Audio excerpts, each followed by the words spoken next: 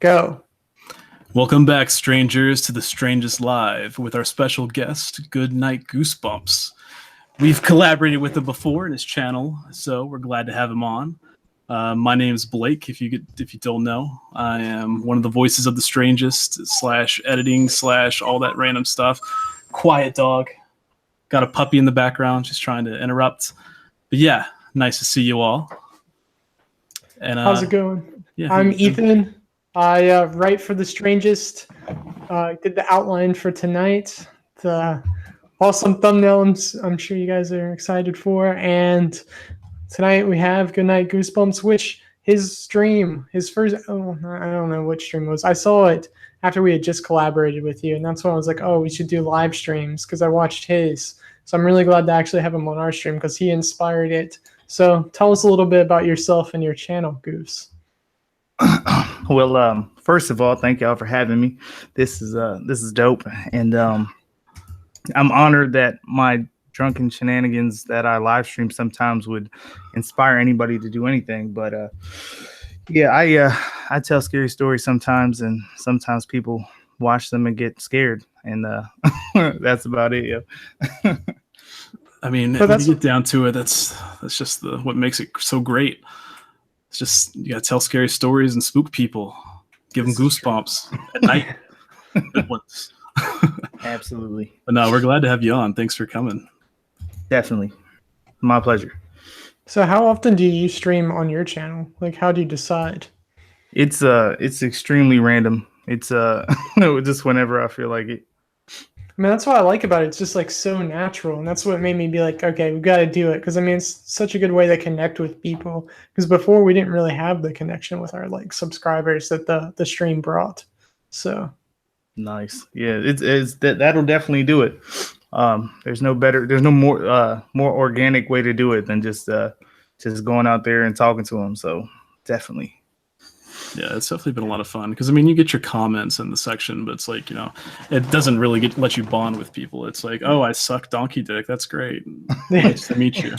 You get to react real time with people, so feels real. So makes that connection. Yeah, definitely. And speaking of the community, hello everyone that's watching. Thanks for joining us. Hey, Danny Martian, he says, I think I'm more than ready. Hello, nice. Carrie, Lex. Lex said Blake, Ethan, Goose. So it's a good time. Hey, Rebecca, Pamela, hello. Sorry, I'm trying to keep up with the chat. I wasn't here last week, so I didn't get to join the struggle. You were here on Thursday, though. We did a double stream last week, so that's true. It was double duty. Hey, Ghost Watch, how are you? Charlene, Henry, hello. I think we're good. Nightmare-inducing terror, hello. Never seen you. Nice, welcome to the stream. Good to have you. But yeah, okay, we're good. We're caught up. All right. Nice. Thank you guys for joining us, though. So, Goose, you're like 2 years on YouTube. How's that been? When was your official date? Has it happened or is it coming up? Yeah, it was July 1st. Yeah. Yeah. July. It was June 30th, 2016. I started to tried, and it was pretty bad. And I think I uploaded at like 12 o'clock on July 1st. So that would be the 2 years right there. Yeah. So what inspired you to do that? Like, did you have any YouTubers that were like, okay, I can do this, or how did that happen? I stumbled upon top 15s, and I think that was the first channel. Me and my daughter found it, and we were hooked on that. Then we found like Your Maker, Lazy Masquerade, Corpse Husband, Be Busta. And then one day I was just playing around, and I just did like a little narration, and my daughter was like, "That's really good." So I figured I'd try it, and that's it. Oh, that's super sweet. Like your number one fan right there already. No, she don't even like me. She likes really? Yeah, she liked my brother when he did it. That was her favorite narrator. Yeah. Does your brother still do it? Like, nah, he left probably like last year or so, bumping the night or whatever. But yeah. What made him stop doing that? Like, just YouTube, the way YouTube is.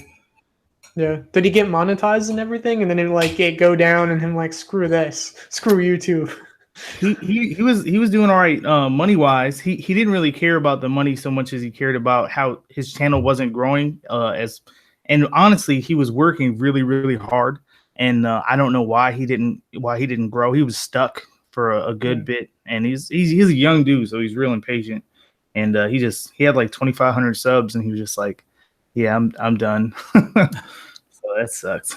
But yeah, I can see where you could get burnt out. I mean, when you see other channels like blow up or do something crazy, and next thing you know, they have like double the subscribers, and you're still where you're at. That's why, like, I've been trying to do more social media, but also it's really annoying because you see what's happening to other people's channels at the same time. Like, you want to be supportive, but at the same time, you see them hit a milestone. It makes you think, like, what are you doing? Like, am I doing something wrong? It makes you like overthink things. That's extremely well put, because that's exactly how you feel. Like when one of your friends or somebody you're cool with in the community, when they blow up or something, you're happy for them, but you're like, damn, why is that not happening for me? Like talking about. Yeah. So yeah, that's spot on accurate. Yeah, it's like there's this one guy on YouTube. His name was like Goodnight something, I don't know, but like he started like taking off, and I was just like, take me with you. Now he's got like a rap career. It's crazy. Oh shit! That guy sounds dope. He's a cool ass dude. Oh, I want to meet him, yo. Yeah, we'll have him on a live stream sometime. Nice. I'll be sure to tune in. Definitely. But yeah, it's definitely. I mean, when you get stuck in a rut, it's definitely discouraging. But you know, that's one thing I'm glad to have Ethan around for, because like if it was just me, I definitely would have lost my motivation. But having someone else around to kind of like, you know, kick you in the ass and be like, hey, this has to keep going, it definitely makes it a lot easier. Yeah, there's no way I would do it by myself. Like, you gotta have like that accountable. Like, even Rebecca like telling me like, oh, people on Discord are asking when the next video is at. I'm like, oh, eventually it's coming. Calm down. We working. Yeah. Yeah, I hear you. I mean, that when my brother did it, it was the same thing. I was a lot more active in the community on YouTube, on social media, because we would feed off each other. But when you're by yourself, it's just like, I'm not doing it. There's nobody to motivate you. Yeah. Yeah. It's so tough. how's things changed like since you started? Like, since YouTube now is cracking down on like horror, just a lot of things in general, like with monetization and everything. Okay, how long is this stream going to be? Like, no. I mean, no, you can talk about it throughout. You can go as long as you want. We're up to you. If you follow me on social media, I've probably said as much as as much as I have to say about it. There was a time when I first started. People that started when I started, they quit their jobs. That's how good it was when you only had like 1,000 or 2,000 subscribers. I legitimately considered it, but I was like, you don't. This is so inconsistent that you don't. I have kids and stuff, and the mortgage and stuff, so I have to have steady income. So I'm glad I didn't do it. But in the beginning, it was super promising, and then the Wall Street Journal came and messed it up for everybody. Thanks, Wall Street. I remember that fiasco. I don't think we hadn't started the Strangest yet, but like I've been in the YouTube community for a while. As far as like I used to have an account, and then I've kept up with it. But just mainstream media in general is super, super jealous of YouTube.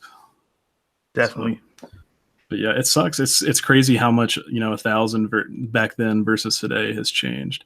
That's the first time I heard like you could have a living with that few subs. I knew like if you had like a good niche where you could build an audience that you could make a living, but I didn't know it was that good that you could be like, hell yeah, screw my job.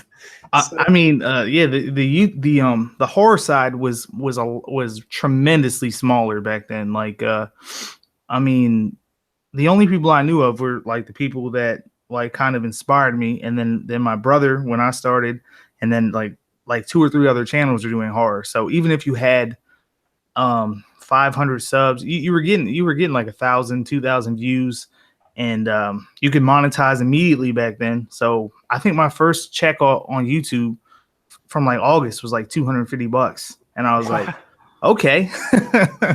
And then I dropped Deep Web Stories, and my check was like $800, and I was like, oh, I could see this being long term, like talking about, and then it all goes downhill from there.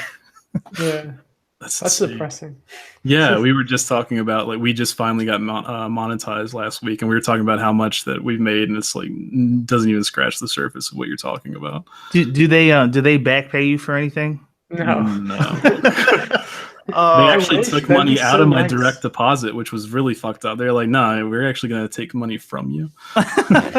like to verify or whatever, Google. Yeah, it was just, Like the 2 sorry to make cents. you wait. Go ahead and piss in your wounds.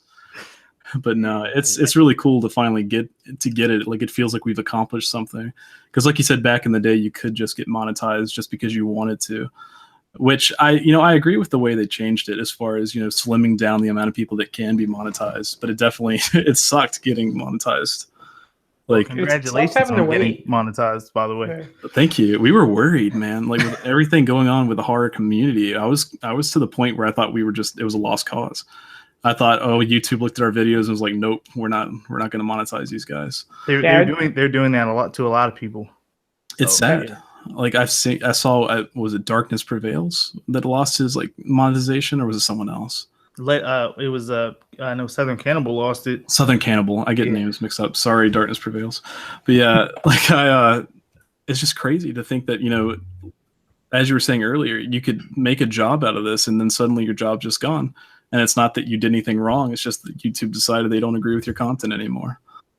And that's terrifying. Absolutely. I know. I done cut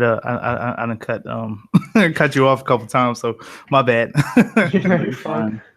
I was gonna say, man, I don't even know, but struggling. We could catch up on the chat for a second. Yeah. Let's see. Lex said, "Goose, you're the odd one out. Where's your camera?" Oh, sorry, not trying to call you out like that. Hold on. Let's see. I'm actually having to scroll up. You guys, you bring in a lot of comments, Goose. You're welcome. Say no. Yeah. Thanks for that, man. Thanks for the coattail ride. Pamela says she's going to listen but not comment. What? You got to comment. You got to let us know what you think. Otherwise, we're just in the dark. You have to comment. You got to let us know. Let us know how you feel. It's the law. Yeah. Hey, Charlene. Hey, White Owl. Sorry, I didn't get to say hey to you earlier. Hope you're doing well. Carrie said nearly the whole gang is here. Who's the rest of the gang? Yeah. We need to have them on too. Just have a big party. I'm down. Yeah, let's do it. Let's see. Hey, Nightmare Files. Am I good? We're doing all right. Let's see. Yeah, I used to think monetization was a myth. I really didn't think our channel was going to get monetized. So that's really good, because a lot of my smaller channel, a lot of friends that have smaller channels that have been trying to get monetization, they're getting some vague bullshit email that says that they need to review their channel even more, and I'm just like, what? You took all that time and you have to review it even more. That's ridiculous. I mean, that's what I really expected, though, like, because it was taking so long. Ours, we submitted it in end of January, like 1st of February, and it had taken so long and kept getting emails pushing it back. So I really thought we'd just get another email either saying something like that, or it's going to be October or something. Like, I wasn't even thinking it was going to happen. So yeah, because they kept saying is like, it's going to be done by the end of February. Oh, it's going to be done by the end of March, and then it kept on happening. So, and just seeing everything happening in the horror community and the email that you were talking about, that's insane. It's like, oh yeah, we're just going to leave you in limbo. Like, try to make, more acceptable videos and maybe we'll monetize you. Like, it's insane. And then like, there's another channel that I watch, and luckily she's a big YouTuber and she has a side channel, and the side channel is just deleted. Like, it's like, how, like that's insane. It's like out of nowhere, just gone.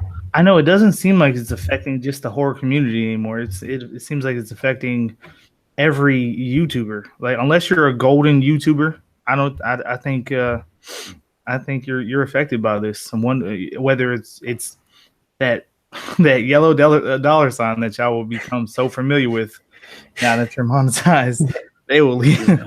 They tell you to like upload your video and leave it unlisted so they can look at it, and it'll be green the whole time. And then as soon as you upload that video, it's gonna be demonetized. And the money is so much worse. Like I think there's something wrong with the algorithm that once you get demonetized, even if you get it reviewed, and it'll go back and forth more than once, from yellow to green. And once it goes yellow, no matter what, you're not getting pushed. So those videos won't get views, they won't get ads, and it's you're gonna get a fraction, at least in my case, I get a fraction of the revenue that I get from a video that isn't demonetized at all.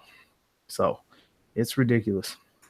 Yeah, when our initial approval came through, like anything that was unsolved mysteries got flagged, and those are our best performing videos. So it's like, oh, that's cool. So Ethan did say some of them finally got approved, but I don't know. It's just you have to be so careful.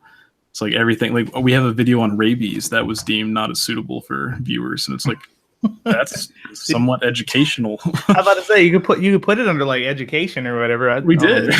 Oh, and they still are like, nah, nothing on YouTube's watching. Yeah. Yeah, so it's crazy, and that's what's scary. You don't really know. It's like you have a normal job, you know what the rules are, but YouTube, you don't know what the rules are because they're going to change it. You know, we could have a shooting, and then suddenly anything involving guns is demonetized. Like we had a video on Charles Whitman, who was a Texas sniper way back in the day. Oh, yeah, that was never going to get monetized. Yeah. Texas sniper demonetized. Yeah. Done. Just one word. So it's crazy, and it's scary for anyone in the community, definitely. Because I mean, most people's stories, I mean, they're made to be scary. They're going to be gory or they're going to be frightening, and YouTube doesn't like that. So it's troublesome. Well, a lot of my videos that are demonetized and then reviewed and deemed not eligible for advertising, they're the less gory or less, there's no cuss words. Conspiracy theories. If you do a conspiracy theory vid and your name isn't Shane Dawson, it's getting demonetized immediately. And then like I've got a video. It's actually my biggest video, and me and YouTube have made the most money, and that's my inside joke is that's the one that makes me and YouTube money. So they left it green, but there's all types of bad stuff in there. Like there's not one terrible thing that isn't touched on in that video, and it's been green since day one. But I got uber horror stories, and that shit is not eligible for monetization, I guess. Speaking of your stories, I've been told to ask about Flixnet Part 4. Sorry, White Owl, I was falling behind. They want to know about Flixnet Part 4. It'd probably be out like next Friday, maybe next week sometime. What's today? Friday? Yeah, next week. I think Part 4 is the last part. So yeah. There we go. So how do you balance everything? So you work full time, you do YouTube. Like, have you thought about quitting your job, or what would you actually do? I can't quit because the aforementioned children that cost way too much for them to be, I don't understand how children cost so much, but yeah, I work a lot. I work full time, and I work like 120 miles away from my house. So I'm usually that's an insane commute. You could be in our area. Yeah, I know. I'll just drive down to where y'all are, and then we'll make YouTube videos, and that'll be my job. But yeah, I drive to Baltimore pretty much every day from Richmond, and so I'm really busy all the time. So I don't really have a balance so much as that whenever I get some free time or I can't sleep, which is most of the time, I'll just go and work on YouTube. And I don't know how I do it, but I think I'm pretty happy with how consistent I've been doing this, because I've been going to Maryland for like 8 years, so I only been doing YouTube for 2. So yeah, I don't know how I balance it. I don't think I do. I just do it whenever I have time. I had no idea you did all that. So what ties you to Richmond instead of moving up there so you're closer to work and everything? I hate Maryland. It's so terrible. Have y'all been there? Just briefly, driven through it. I haven't stayed. It's so expensive, and it's so liberal. It's like I just don't like it. It's too much travel. Like where I live outside of Richmond, and it's really inexpensive to live here. And my family's down here. My girl's family's down here.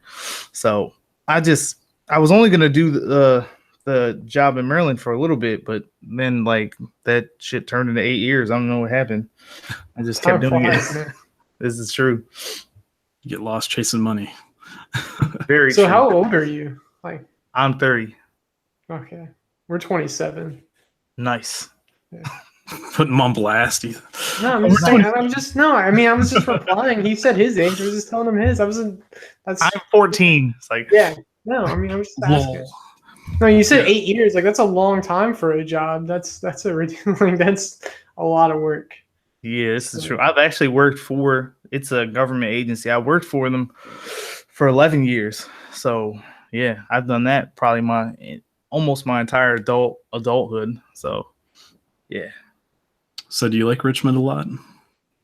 I don't like the city. It's kind of gross, like most cities are. But Yeah. it's not bad. It's better than Baltimore. I got a lot of friends in Richmond, so I'm up there pretty often. I used to go to King's Dominion a lot too. So I live 10 minutes from Kings Dominion. that's awesome. Yeah. You can see the Eiffel Tower. Yeah, I mean it's right there. It's like 10 miles or whatever. So my kids got season passes, so that's pretty dope. That's legit. Yeah, I have a friend that works up there, and she's like, I can get you in, pretty cheap if you want to come up here.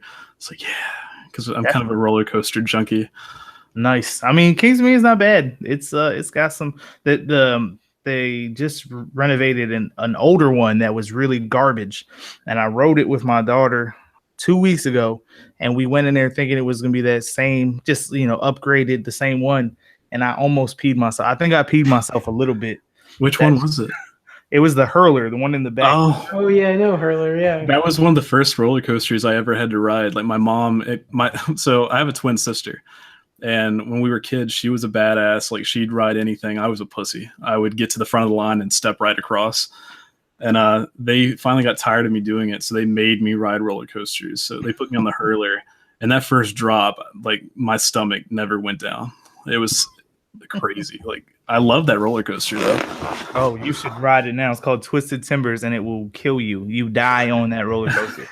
They actually they make you tuck your knees in, and they have these wraps that go over your shins. And I'm like, what is this for? Really? Is it still wooden? No, it's hybrid. It's like Okay. the first hybrid roller coaster, like the way it is in the United States or something like that. Okay, I did see that advertised. I didn't know that was the Hurler though. I didn't know I thought they had just made something new. It's like red, right? Yeah, it's red. It still looks like the Hurler until you go down that bitch and it turns upside down and twists and you almost fall out and you cry and then you get off. You're like, I'm not ever doing that again. That's insane. Rebecca said the volcano ride at King's Dominion is fire. It is. I love that. It's dope. It breaks a lot though. Somebody got hit in the face with one of the hydraulic lines or something. I thought you were going to say fire. I mean, it feels like it when you go up inside the volcano and the fire comes out. You're like, if that shit burns me, I'm suing the hell out of King's Dominion. Oh, God, I would. Shit, at least get free passes for the rest of your life. Nah, the girl that got hit with the hydraulic line, she got $1 million.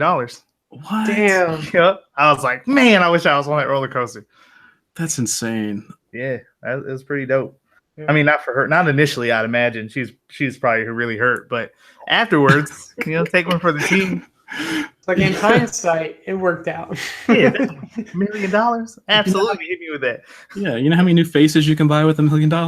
Exactly. Yeah. That's what I'm saying. Hey, Michael Michael's- Scott. yeah, On Michael the same Scott's page. here. Yeah. How's it going, man? Good to see you. Glad you're here. But yeah, like now I'm on the roller coaster tangent. Like I don't know. I've always loved King's Dominion, Carowinds, Busch Gardens, all that stuff. But like King's Dominion, I really wanted to go. I planned on going last year during their what is it, Scaremare or Scarefest? Oh yeah, we go every year to that joint. It's pretty good.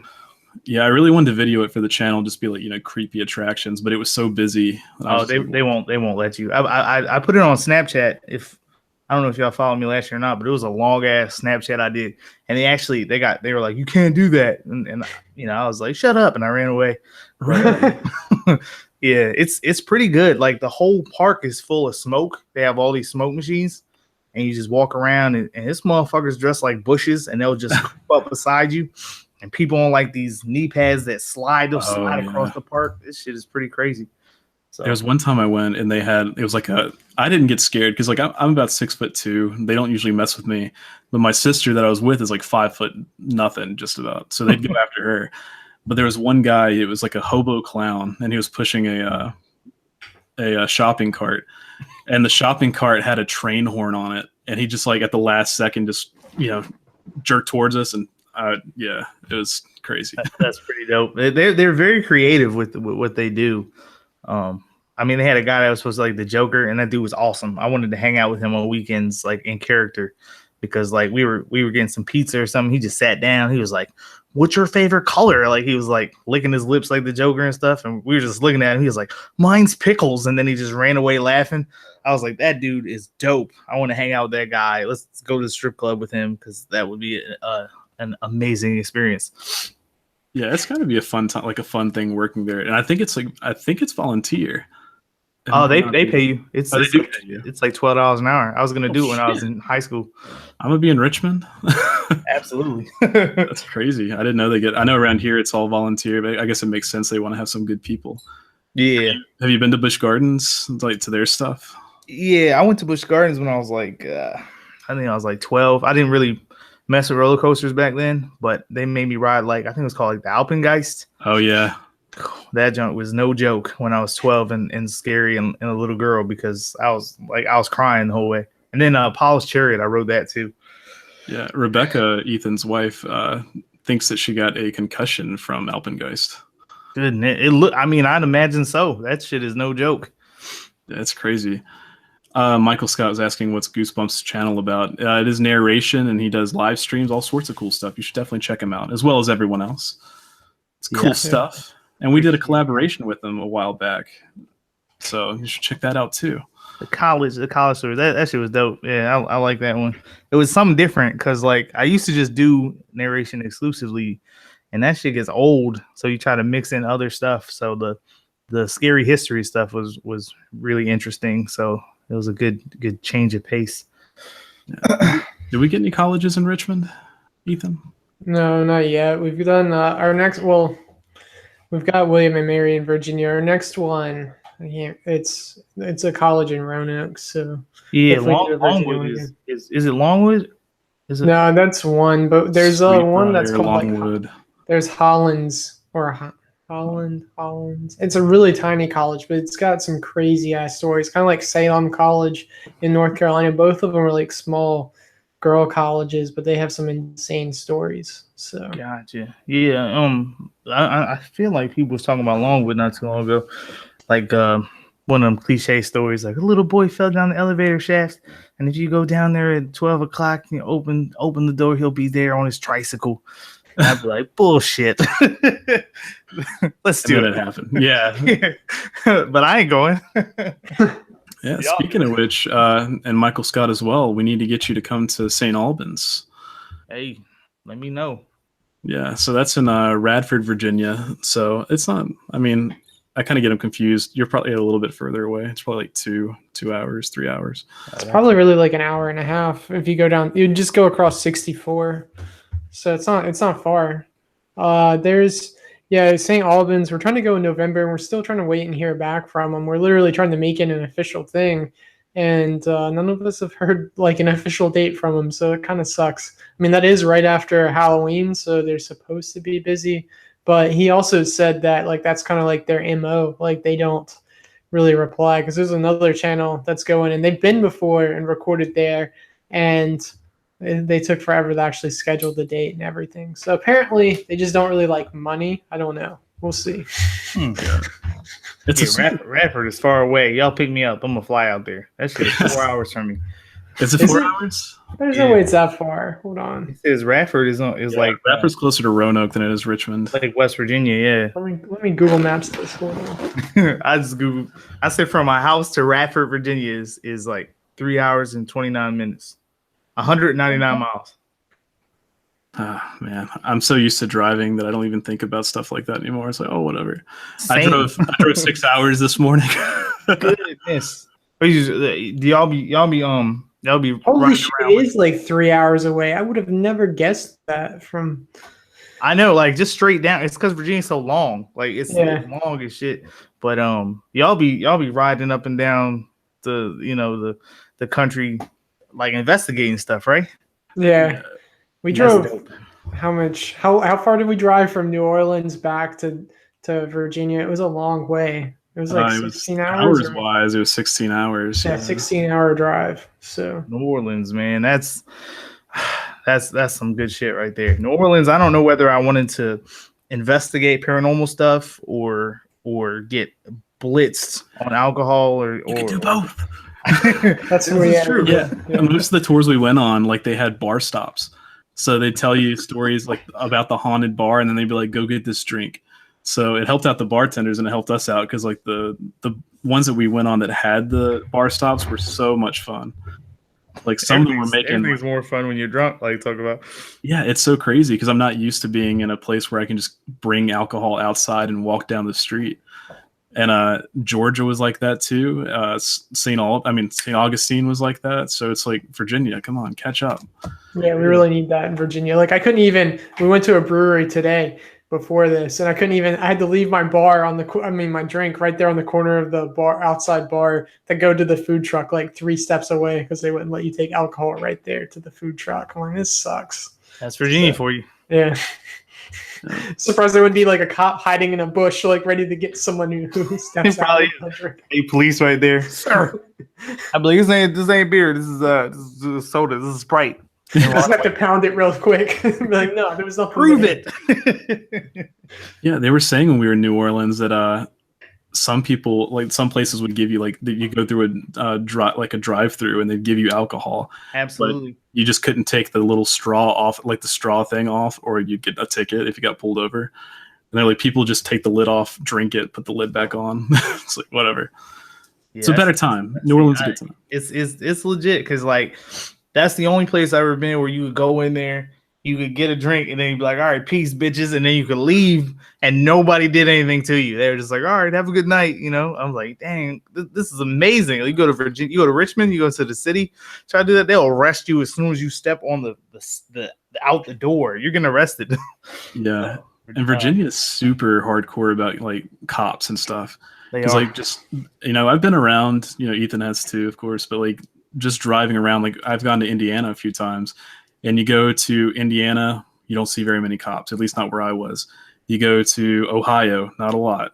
West Virginia, not a lot. As soon as I crossed back into Virginia, there was like 3 or 4 state troopers just waiting to pull people over. And it's like, guys, we can do better. Virginia broke, man. They just trying to get some money. I know. Yeah, they need it. Toll roads and all sorts of shit. This is awful. Ridiculous. Oh yeah, you live up there near toll roads. How do you feel about all that? Oh, I take away from the. I don't take no toll roads unless there's a lot of traffic. But I have an easy pass, but I don't think I've loaded that shit since 2016. I'm just like, no, I'm not giving you any money. So I don't blame you. Yeah, I hate it because like I never carry cash on me, and I always get stuck. There's like a 70-cent one, then like a 75-cent one. And I was like, I've had to hold up traffic because they have to write me like a ticket to like pay it online. It's like, I'm sorry, guys. I just drive through it, yo. I've heard of people doing that. Like one of my friends' boyfriend, he's like, no, you just hit it. It's like the thing it'll bounce off your bumper. Exactly. Like they'll open it for you. Like when you stop to pull up, a lot of times they open it because they just assuming you about to put the change in, and then I'm like, I don't have any change, and I just get off real fast.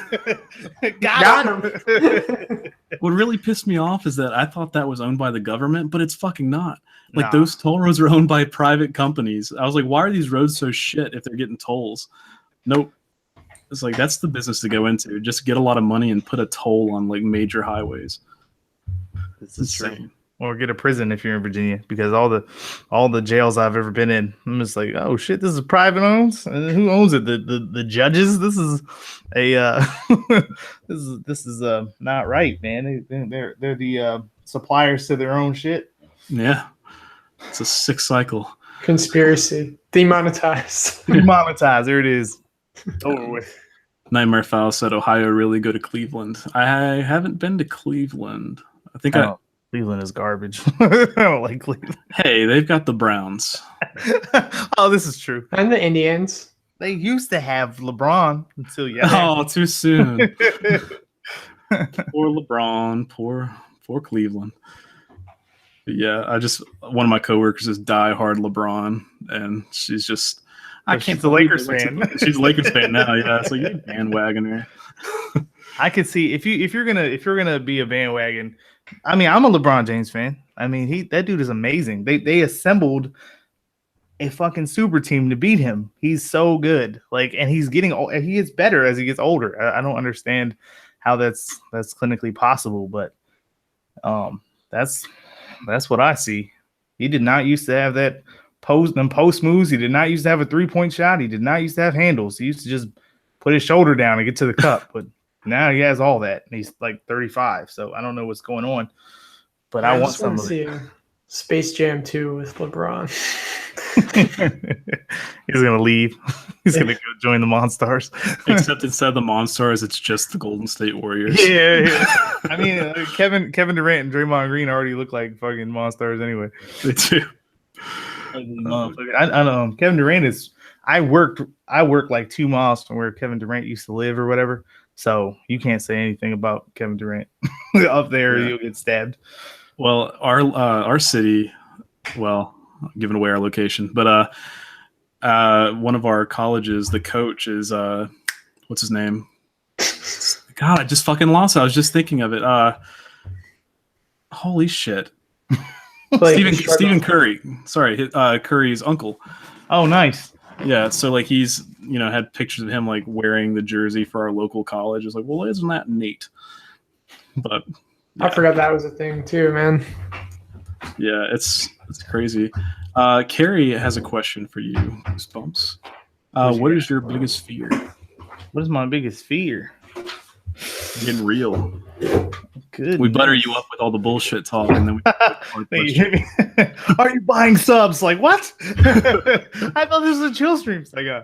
I mean, if off the top, I feel like off the top answers are probably the best. If off the top, I'd have to say that would be like failure. I don't never want to fail at anything. So I'm not really scared of anything. Maybe snakes, like talking about, but I wouldn't say it's a fear. Fucking serpents. I'd be shooting them around here, even though it's illegal in Virginia, so don't tell the police. But yeah, I hear that. Failure is where it's at. I wanna, be something that, my children and people that look up to me would be, I want to inspire them and shit like that. So yeah. Failure. That's a very good answer for like a job interview. Yeah, it is. Nice. What's your biggest fear? Oh, failing. It's like, what's your biggest weakness? Trying too hard. But you have to cater to whoever you're interviewing at. You interviewing for like Cold Stone or like fucking Sweet Frog. Like, what's your biggest fear? Letting ice cream melt, running out of toppings. Oh no, not the frogs, not the little frogs. You're hired for assistant manager, $6 an hour. Oh, congratulations. Great. I can buy an iPhone in 6 years. White Owl said, go to Waverly Hills Sanitarium in Kentucky. We literally talked about this earlier. One day, it's in the next 3 months, maybe before the end of the year, hopefully. We're really planning it. So where is that? West Virginia? No, Kentucky. Kentucky. That's fucking lame. Well, you can drive like crazy though, so it's reachable. All right, let's go. Let's go to California. Nope, no problem. Give me a coffee. Through Adderall, all things are possible. Yeah. I'm prescribed. I'm about to say, I'm coming. But yeah, like we drove a ton. Like I love driving just because like being a passenger, I feel like time drags on, but when I'm driving, it just goes by quick. But yeah, I hear that. Yeah, as far as snakes, Carrie said I saw a snake today. Knock on wood, I haven't seen any snakes this year. Like I've been running into every other animal. I've got a lizard in my house. I don't know how that happens. They're always outside my house, like on my foundation and stuff. They're always like just randomly sitting there until I come up and then they run and try to go underneath my vinyl siding, which is awesome. Speaking of that, like I had I don't think I posted anywhere online, like on this side of the internets, but a couple weeks ago, I was outside and I heard something like shaking in my gutter. And I was like, what is that? So I went over to the gutter and, kind of like keep my distance. I'm like shaking it and it would like scratch around. I'm like, what is this? I was like, what if it's a snake? Like I'm going to hit this gutter and a snake's going to come out and bite me. And eventually I started shaking it a lot and the chipmunk came out and just hauled ass. And I screamed like a girl. Like it was. Well, how would you not? Chipmunk. Yeah, I was like, ah! But cute chipmunk. Hey, that creepy pasta guy. You got a check mark. Look at you, you fancy. Yeah, that's pretty awesome. That's the guy right there. Yeah, that's official. Welcome to the stream. Glad to have you. Nightmare File said, why do people say you need to have a schedule set up to upload videos if you want to be successful? I upload when I want. It seems fine. I think that, they say that it does help in the algorithm to have a schedule, but I think as long as you're consistently putting out stuff, I don't think it matters too much if it's the same day. But I don't know. You guys can tell me better. We're just the strangest. Because we've never really had much more than a video a week. So the live stream's there to keep us grounded, at least one video, and then hopefully have a main video a week. So that's 2. If we're feeling really up to it, have 3. If you count the live stream as a video, if I successfully get the video out tomorrow, that would put we had a video on Monday, then the live stream today, then another video, and that's pretty much the peak we'll ever do. But that's something that's consistent. What do you think, Goose? Well, as somebody who I've only got 90 videos, I think, which is crazy. Because a lot of people that started at the same time, you have 150, 200, 300. So I've never really had a schedule. And there's times where I've went over a month without uploading. But I think what the schedule does is you build a consistent fan base that looks forward to that day. You know what I'm saying? That they know you'll be uploading. I think that would help you. And I think I've heard the same thing about the algorithm. If you have a schedule, then you get pushed more on that day or whatever. But I think you can be successful either way. Put out, good luck and put out good content semi-consistently. And I think you'll be all right. But I think you can have success either way. Yeah. It's hard chasing the algorithm. It changes so much. Changes every day. Yeah. Even just using the keyword stuff, with us, it seems like some videos of ours instantly start matching up with searches and SEO and stuff, and others are just nope, I'm not gonna ever do that. Thanks for uploading me. So for real. No, you'll talk to one person, you'll talk to somebody 500,000 subs, you talk to them. I'm like, what's up with the keywords? What's up with the tags? Oh, you need to use all of the tags, you know what I'm saying? You need to use every bit you can get. You talk to another person, got 500,000 subscribers, and he's like, I only use 2 tags. You confuse the algorithm when you use too many tags. And I'm just like, well, who the fuck do I listen to? Because both of y'all are successful. So I don't know. I just do what I want most of the time. Yeah, it's damned if you do, damned if you don't. It's there's always contradicting things. But then you've got channels say, I don't know if you guys watch JonTron, but very popular YouTuber, but he puts out a video every couple months and randomly, and he still has ton of views, ton of sub growth, stuff like that. So I guess step 1, get a good fan base that actually likes watching your stuff, and we're there, guys. We've got awesome people that watch us.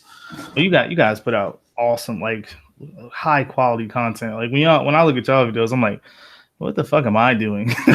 What am I doing? I need to do something dope like this. My shit is literally just, I was a 15-year-old girl and I turned around and there's a scary person there, but that's it. That's it. But y'all, you're killing it. So I wouldn't. I'm actually not. It's kind of rough for some people right now. My shit's a little bit down. It's weird because watch time is way up, probably the most it's ever been. But views per video are way down. So I don't understand. I'm like, where's the watch time coming from if I'm not getting any views? Are you taking my views away? I don't understand. But now in terms of quality content, you guys are killing it. So it's not going to be no time before that picks up. I think.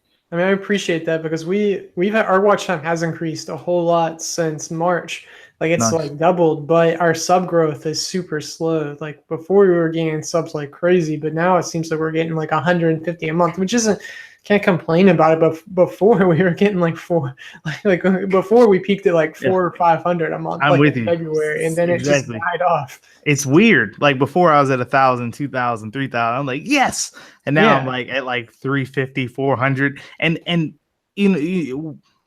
for me, I look at this stuff, so I'll get irritated. I get irritated. I'm like, I've only got 300 views on this video. What the hell is going on? Yeah. And then I remember, I'm like, I remember when I got 50 views on a video and I was so hyped. And then I look and on average, 3 people are watching my video every minute of every day on average. And I'm like, that is fucking incredible. What am I complaining about? So it's definitely, it's all, the YouTube is like a girl. It just fucks with your emotions all the time. Definitely. I don't know what to feel about it. That's a good analogy. It's like, It really is. I don't like what you're doing here. I'm going to unsubscribe all of the people that like you. Yeah. I don't know how many times. Do y'all get that a lot where people are just like, I love your channel. You're awesome. I've had to subscribe back to you like 3 times. What is going on? And I'm just like, it's not me. I'm not unsubscribing you myself. So that's why we lose subscribers. It's YouTube's fault, not ours. This is true. No, I'm pretty sure. Like, no one's told us that, so we just assume they hate us. It's like, I guess somebody really doesn't like that college. No, we'll have some days where we lose like 5 to 10 subs in one day. I mean, we think it's the algorithm like cleaning up bots, but we don't know for sure. But it's just all of a sudden like boom, gone. Dude, for me, every time I'm about to hit a milestone, I lose like 15. Like yesterday, I'm kind of corny still. I still act like as giddy as I was when I started.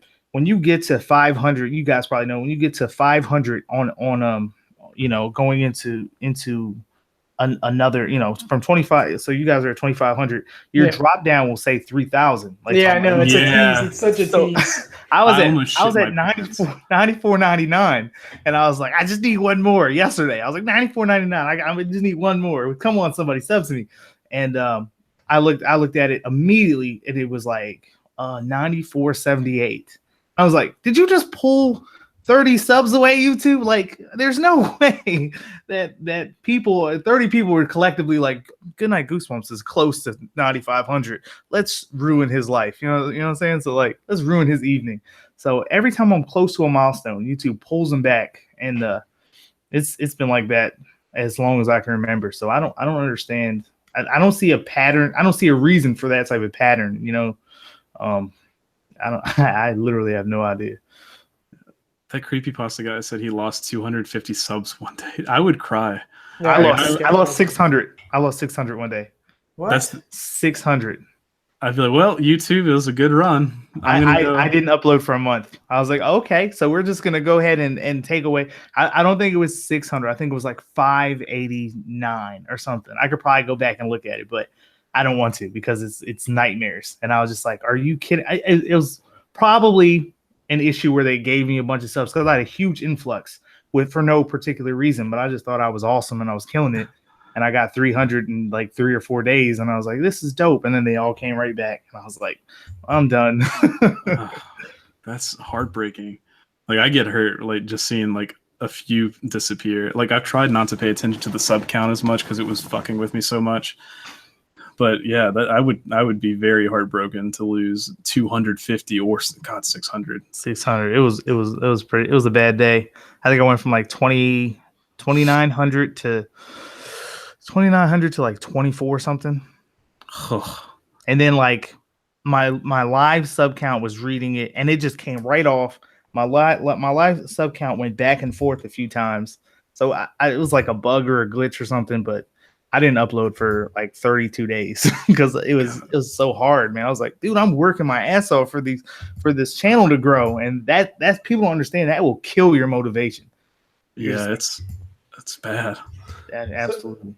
So what stops you from like quitting? Like, what keeps you motivated, grinding, and like working a job, creating, doing all this stuff? Like, how do you stay motivated? Dude, there is no way that that the people that really enjoy your videos, there's no way you could leave them. You know what I'm saying? Like, I have people that just your videos make my night, or I can't go to sleep without listening. I go to sleep to your videos. I have autism, or I have what was it called? Like post-traumatic stress. Like, I listen to your videos to calm down, to go to sleep. And I'm like, yo, fuck the money and fuck YouTube as a whole. Like, that right there, you're changing the world on a small a itty bitty part of it. You're changing the world. So there's no way you could stop doing, stop doing what you're doing. If you can affect people like that, there's no way I would stop. Yeah, it's like the best attitude to have, man. Like, yeah, I'd feel really bad too. Like we've actually like created a really cool community, and through Discord especially. Which hey, Swamp Dweller, good to see you. He's actually the reason that I decided to get a Discord. So Nice. You guys can thank Swamp Dweller, even though he doesn't realize it. so join our server on Discord, you guys. We have 60 people there. It's a good time. Nice. And then, I was on Discord for a little bit. I have a Discord, but I never use it, and I never go on any of the. I think I've gone and talk shit to Swamp Dweller a couple of times, and then I haven't been on since like February. But it seems to be like a legit tool, you know what I'm saying, to like get like this, like the streaming thing, talk to your subscribers and stuff. Yeah, it's like having a real-time, like, direct access to them. Like, it's like them being able to text you almost. It's right there, so. Yeah, it's nice, too. Like, you'll be like, hey, I got this idea. Do you guys think it's shit? And be like, no, it's not shit. All right, cool. It's going in a video. You can't listen to some of your to people that really like you, though, because they won't tell you the truth. That's why we go to Reddit. Oh yeah, Reddit will keep us really grounded. Reddit doesn't care about anything. Reddit has stabbed my emotions and turned the knife. They're so mean. It's like, Jesus Christ. Like, they're so mean. It's hilarious how mean they are. But like sometimes I'll get one, like a really bad comment. I'll just be sitting there all day, just like, man, where did I go wrong? Oh, dude, when you as you keep growing, that them people suck. They be on that jump like, this is the worst shit I've ever heard in my life. I hope you die. And I'm just like, smiley face, winky face, kissy face. I'm like, man, go fuck yourself, yo. So how do you deal with the dislikes and then you just let it roll off you? Like when you first started, did it really bother you, or how did you deal with it originally? Well, when I didn't get a dislike for a long time, I was really proud of that. And then like one day, I guess I got a hater because one day all of my videos had one dislike on it. And I was like, pissed one person off. Somebody did not like me. So like after that, I think my biggest video has like 50 dislikes. And so I'm like, oh, whatever. Yeah. I remember our first videos, like it was a couple videos before we got our first dislike. And I think it did come from Reddit, but like it hit so bad, like getting one dislike, I was so down about it. And now I look back at those videos and like in my mind, it's ingrained that video did horrible. But then I look back, it only has one dislike. And it's like, what the fuck? It's like now we have some that, Reddit. Fuck you, that one guy. Yeah, because like Reddit can make you or break you. It can give you, hundreds of likes. It can give you hundreds of dislikes. So it's definitely like I would, if all of our videos only got one dislike, I'd definitely be okay with that. But there was a while starting out in the beginning where it seemed like Sundays would be like our worst view day, and then also Sunday would be like the day we got our one dislike of the week. So it'd be like a double slap. It's like you got 3 views and 2 dislikes. Fuck you. Keep trying. 66.6% of people don't like you. Yeah. Yeah. But like the thing about Reddit that gets me is like some YouTube comments is like, this is bullshit, and it's like really stupid. But then the Reddit people, I mean, it's still stupid, but they're smarter about it, and it hurts a little bit more. Like there was one guy who's just like, you can tell these guys put a lot of effort into the videos they make. It's a shame they're so fucking awful. Oh my god, that would make me mad. If I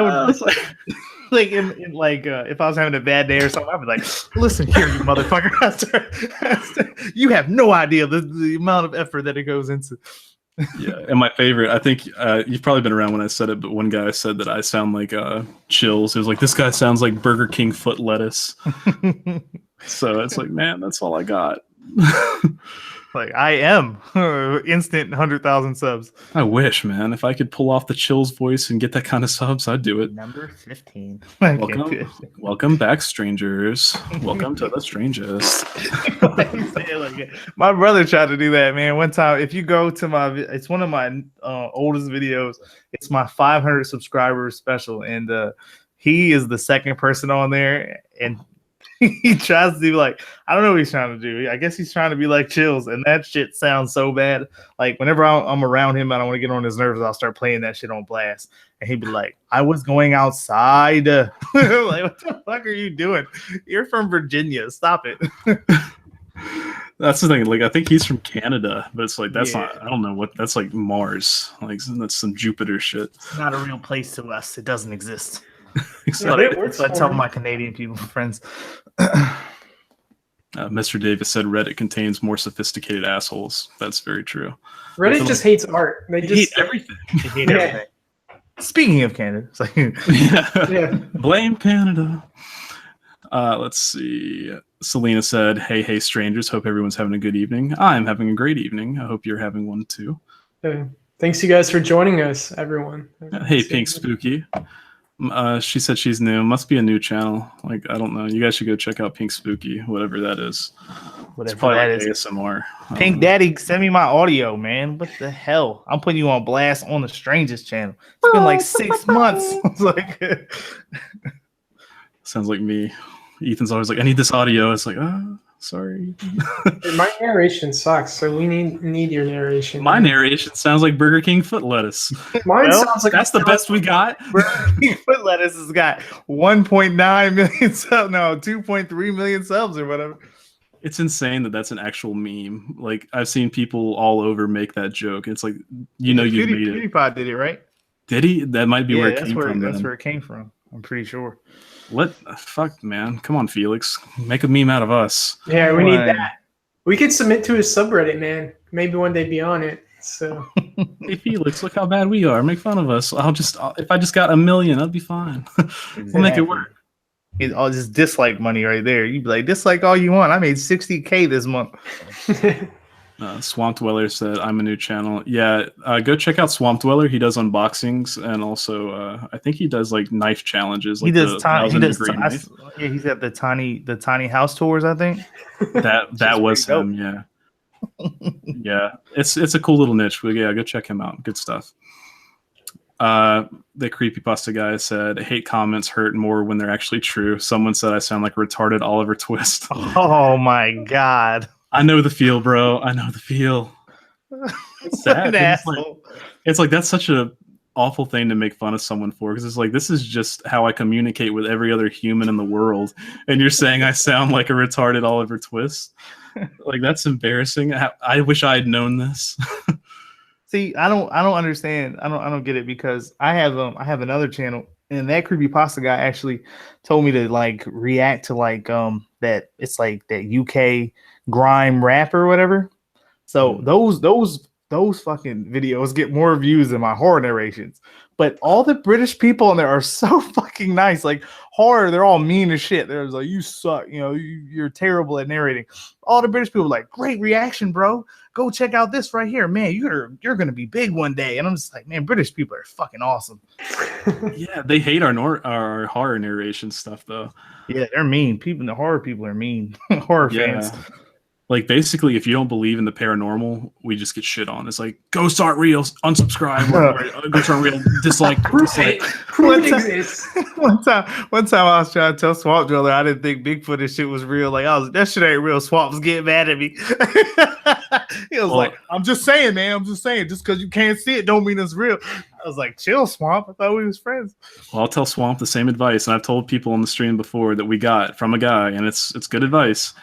If you want to be successful, you have to get, if you could actually get proof of Bigfoot, like video of Bigfoot, your channel will take off. And don't share this with everybody, because I don't want everyone to get this idea. But he told us that would make us big. So we're working on it. So just remember that. You got to get the real proof of the aliens and the real proof of the stuff you talk about. But yeah. It's not real, man. That shit is not real. I mean, you never know, man. Sasquatch. We got Pomeranian Sasquatches. You don't. Oh yeah, she's not the office. Never mind. So do you believe in the paranormal? Like, what do you believe in? What do you not believe in? What's your stance on everything, Goose? Oh shit. Well, hold on, let me get my unsubscribe button ready. I've seen some weird stuff in my life that I can't really, explain. but there's so many people, so many fucking places supposed to be haunted. So we should have legit scientific evidence of spirits or some shit. There's none of that. This shit is all speculation. So like I'm like, there's probably not nothing. There's probably not nothing. But yeah, I mean, I don't know. I'm open to I'm open to it. If somebody bring me some crazy shit, I'm like, damn, that's crazy. But I mean, as far as what I feel like that's just not real. So what did you see that made you think? Like what strange things have you seen? I mean, it's been like a lot of shit. When I lived in New Jersey when I was little, and I lived it was like a fucking Section 8 apartments next to this rundown old house, and like me and my friends, we used to do bad shit because we were little bad kids. So we were breaking the windows out of the house one day for no apparent reason. And I looked up. I was breaking the windows with a gun. I don't know where we got a gun from, but the back of the gun, we were breaking the windows. And I looked up to the second floor, and there was a woman standing there, and she was looking down at me like she was super pissed off. So I ran away, and I was like, "Shit, there's a woman. She's gonna call the police on us." And when I went back to my house and looked at that window, the way the curtain was kind of looked like a dress. But there was no face or nothing. But obviously I saw the woman's face looking down at me when I was busting the windows out. There was no scary story or nothing ever told about the shit. I saw it, and then after the fact, I realized that there's nothing there. So that's pretty fucking. That shit was pretty fucking weird. But I don't know. I was like 7. I wasn't high. I wasn't drunk. I was just running around, completely sober. And that shit scared the shit out of me, and I ran away. So, did you tell people about that, or did you just keep that to yourself when it happened? I told my aunt who lives in that project or whatever, but she's crazy. She's like, she was big into paranormal shit. She was like, yeah, there was a woman that she's probably lying. She was like, there's a woman that died in that house, da da da da da. And then that's all I pretty much. I think I told my mom too, and she was just like, yeah, whatever.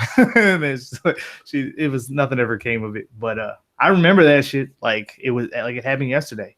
So I don't know what the fuck that was, but that's some shit I can't explain. Yeah, that's how I feel about things. Like I call myself a hopeful skeptic. Like I'd love to find out that ghosts and stuff are real, but I'm very skeptical. Like if I'm in a place where something creepy happens, I'm going to try to figure out what could have done it before I jump and say, ghost, it's a ghost. Absolutely. Like your brain, as an adult, your brain automatically goes to, let me rationalize this. Like there's like those weird those sky noises. They were happening in Maryland, and I actually heard the shit, and it happened for like 30 seconds, legit like half of a minute before I realized what it was, because my brain was just telling me it was. I don't know what it was like. It was like it was normal. It's the weirdest thing that's ever happened to me. I was just like, when it hit me after like 30 seconds, I ran and got my friend, and I was like, oh my fucking God, we're going to die. Like there's aliens or there's a big ass earthquake coming. But for 30 seconds, my brain was just like, that's normal. And it was like it sounded like somebody was crunching metal in the sky. It was crazy. I think I heard that one time, but like, did they ever figure out what was causing it? Like, I know I saw like different explanations, but I never got an actual got like answer. theories. I thought it was interesting that when that happened, it had been really fucking hot in Maryland for like 3 straight days, like over 100, like over 105. So I thought maybe like, that has something to do with it. But they say that same cliche shit. It's like, oh, it's the plates, the Titanic plates, whatever the fuck that shit's called. Or that's what it is. It's like, you don't know. You're just making that shit up. Yeah. Everything I saw, it was like, oh, it's Michael, the archangel. He's tooting his horn. It's like, no, but for real. What's it actually though? Because I'm a little worried. It's like, this is a sound I've never heard. It's like, why is it just sudden happening? Tell Michael to cut it out, man. I gotta go to work in the morning. Yeah, for real. Like some of us have to go to a 9 to 5. If you guys want to just go ahead and cut the shit. For real. Let me stop before we get demonetized. Anti-religion, demonetized. Demonetize, unsubscribe. Religion, demonetized. No, I did a after death story, like people that died and went to hell, and all of those people that go to that video, I love them, but they are fucking fanatics. They're like, yeah, that's because Jesus is the only way. I'd be like, cool, bro. Thanks for watching. That's the thing. Like, I back in the day, we were always talking about like ideas for videos we'd want to do, and I always wanted to do a series like talking about different religions and what they believe. And it's like it'd be so fun, but it's just not a good idea. It's like we would get so wrecked from everyone. It's like This is true. Everyone would be so mad. It's like politics. You can't really. Well, nowadays it's kind of easy. You just hate Trump and everybody kind of likes you. But religion, yeah, you can't joke about religion. Not nowadays. No, That's a trigger right there. Yeah. I still do, but I'm not going to do that on your stream. No, you're fine. Ruin your stuff. It's like we just get last time we had a live stream, we got monetized. Now we get a live stream, we get demonetized. Damn it, Goosebumps! Hey, sorry, I'll split my with my fucking what the hell I was about to say. I'll split my fucking yellow dollar sign money with you. I don't know what word I was trying to say, but that's you're gonna say like coconuts. Split my coconuts with you guys. Oh man. Everyone in the chat's being trolly. I like it. Good job, guys. Creepypasta's leaving. Bye, babe. See you later. Thanks for coming by. It's good to see you. That guy's cool.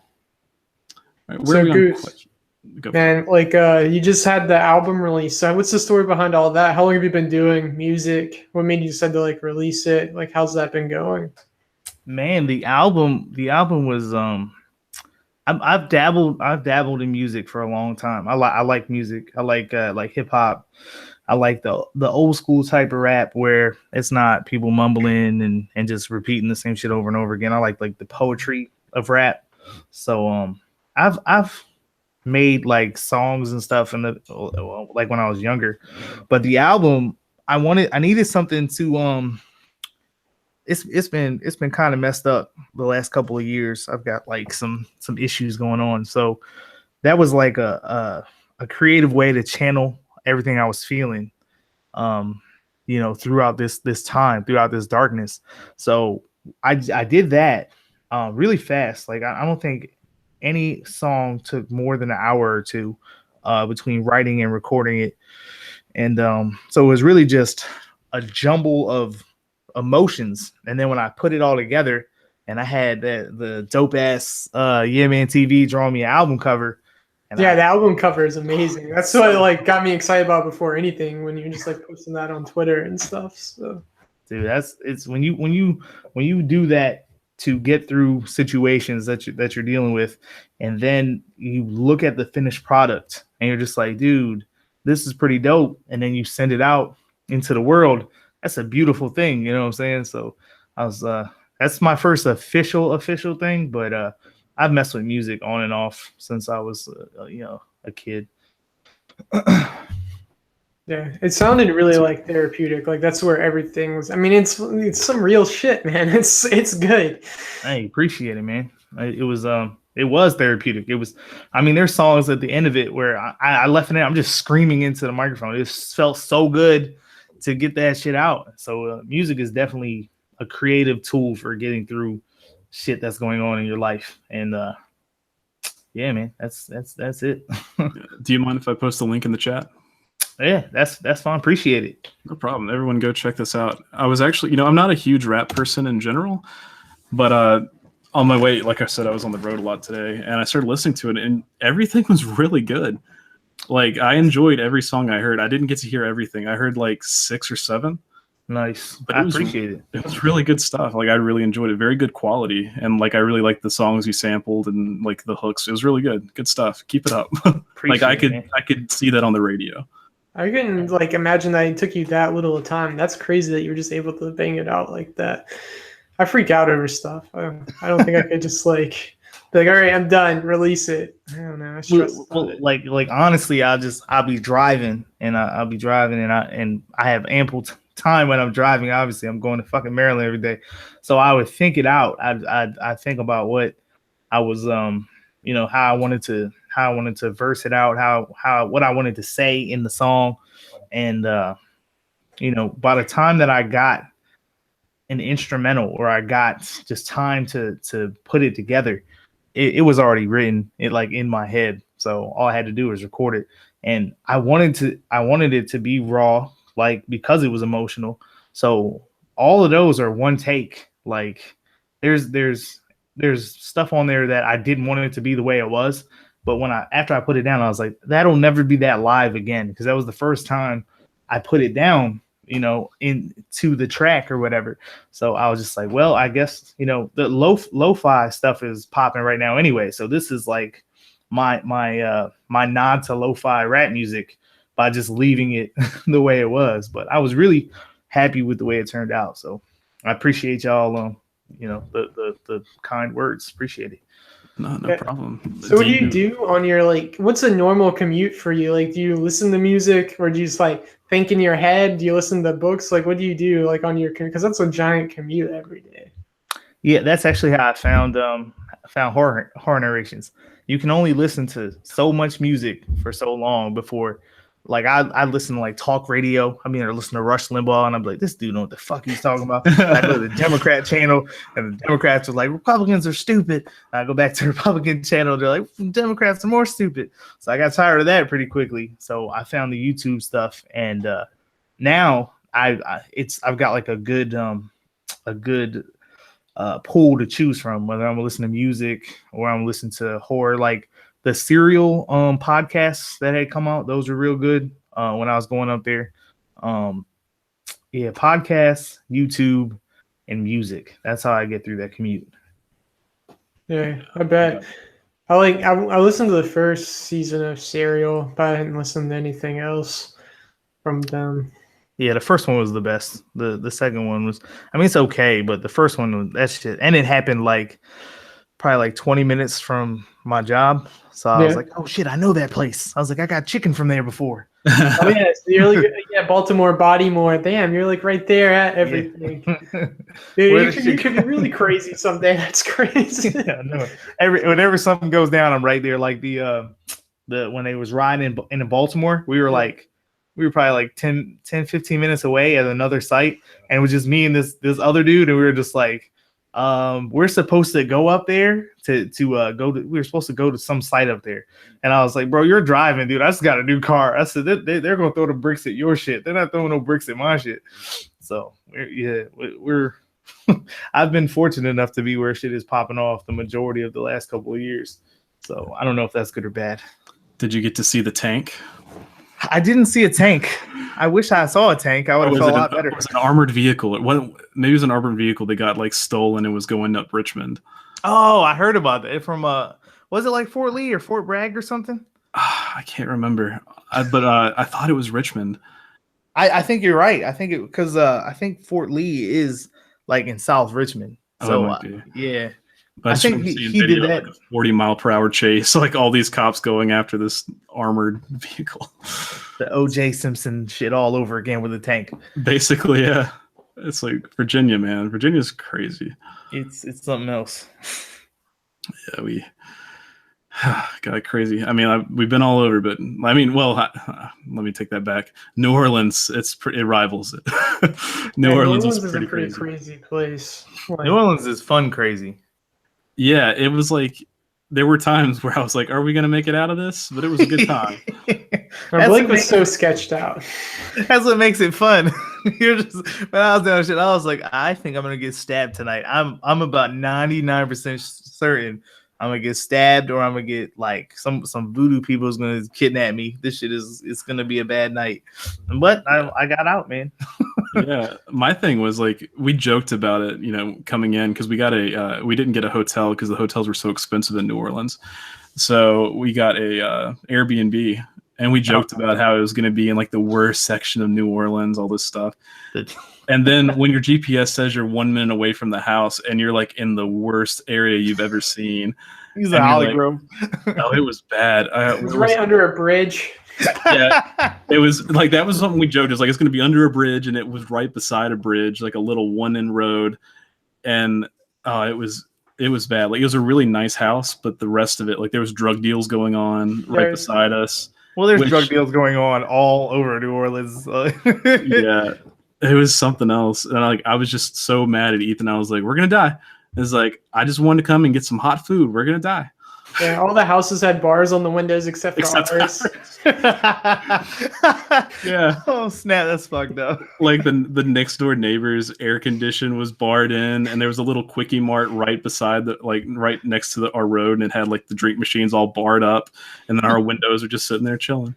And then while we're there, like the owner is putting up a fence around the house. Yeah, he's like putting up a moat around the house. So it's like, oh, this is great. But it was a great time. It ended up that, after the flood, it was just so run down that, the nice places looked rough.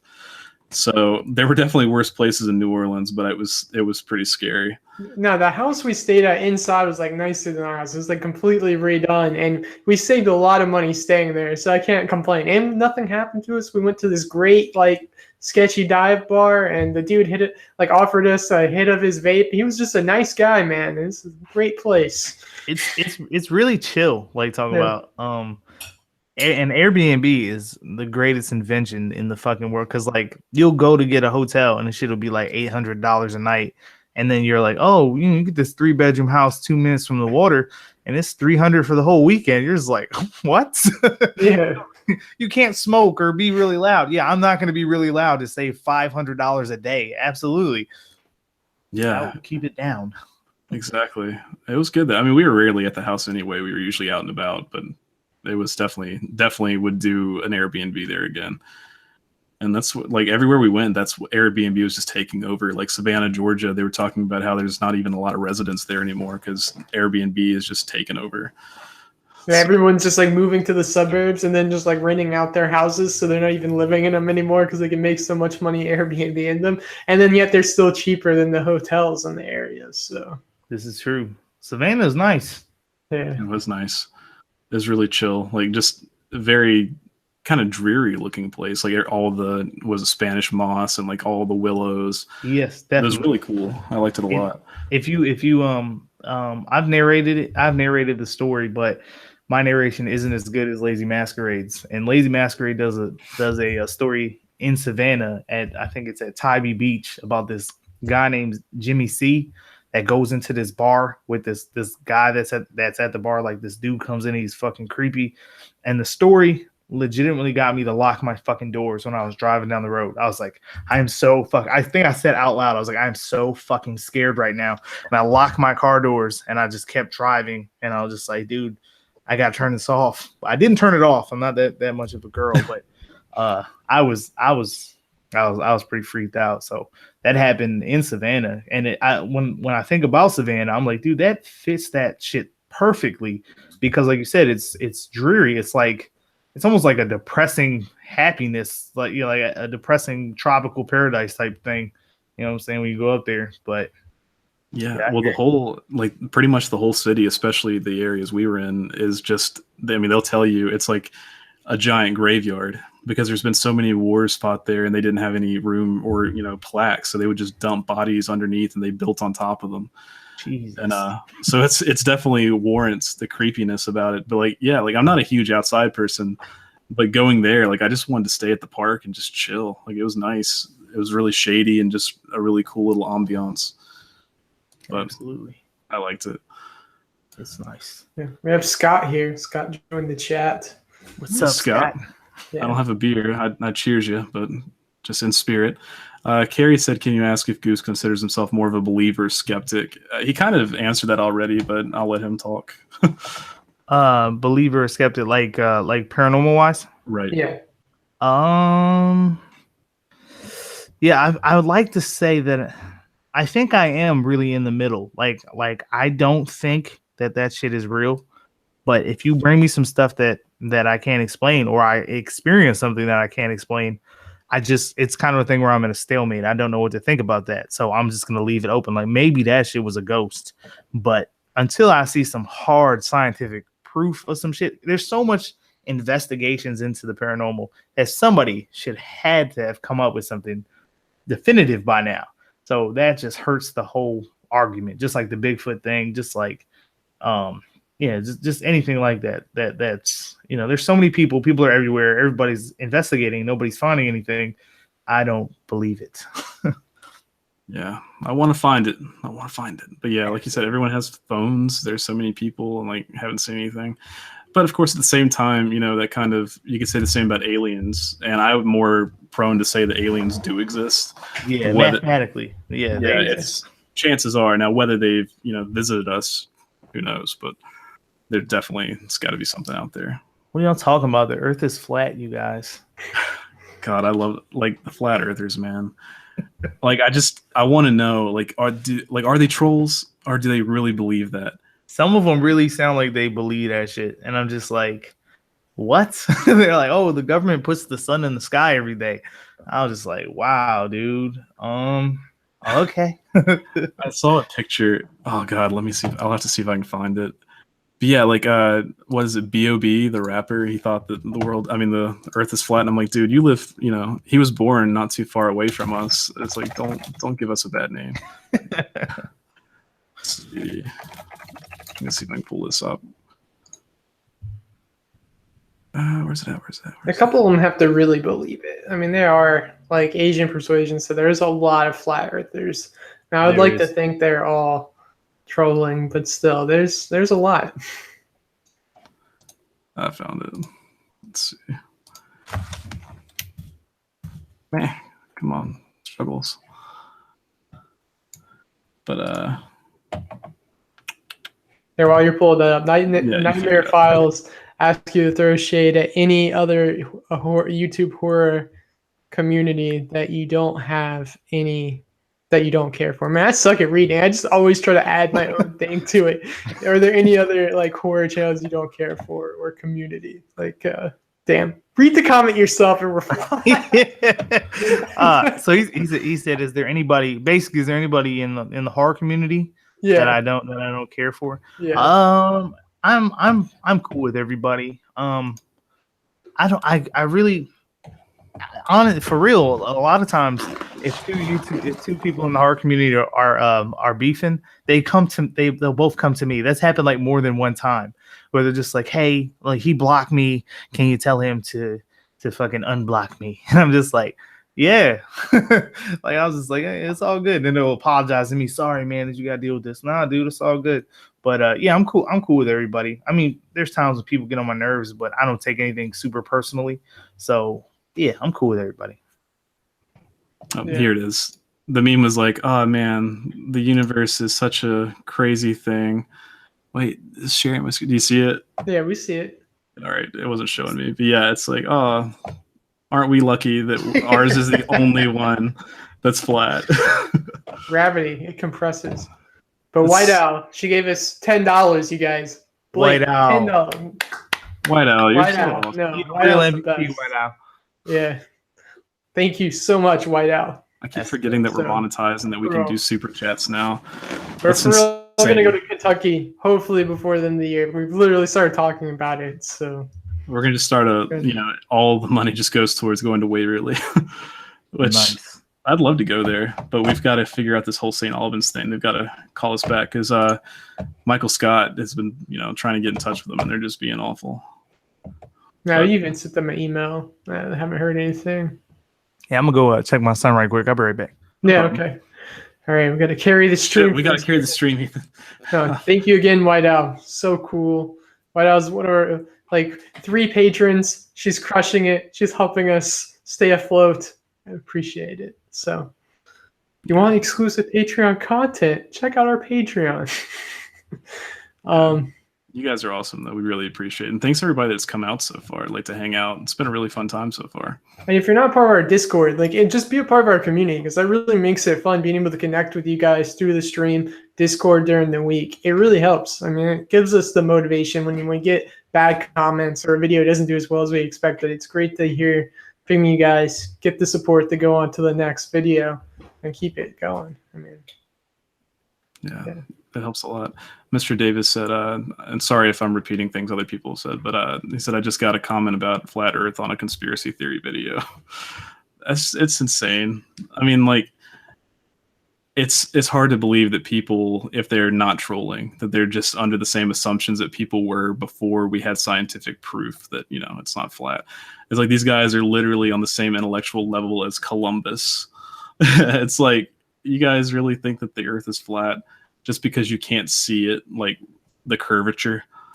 So that's what's crazy to think about is that I read a statistic that supposedly the average person when they graduate high school has more knowledge than like 90 to 95% of like the population of any other time period in history. So that's crazy. And then you think about all these people that are just so stupid.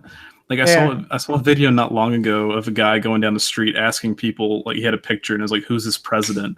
And it's Colonel Sanders. And people were like, is that Roosevelt?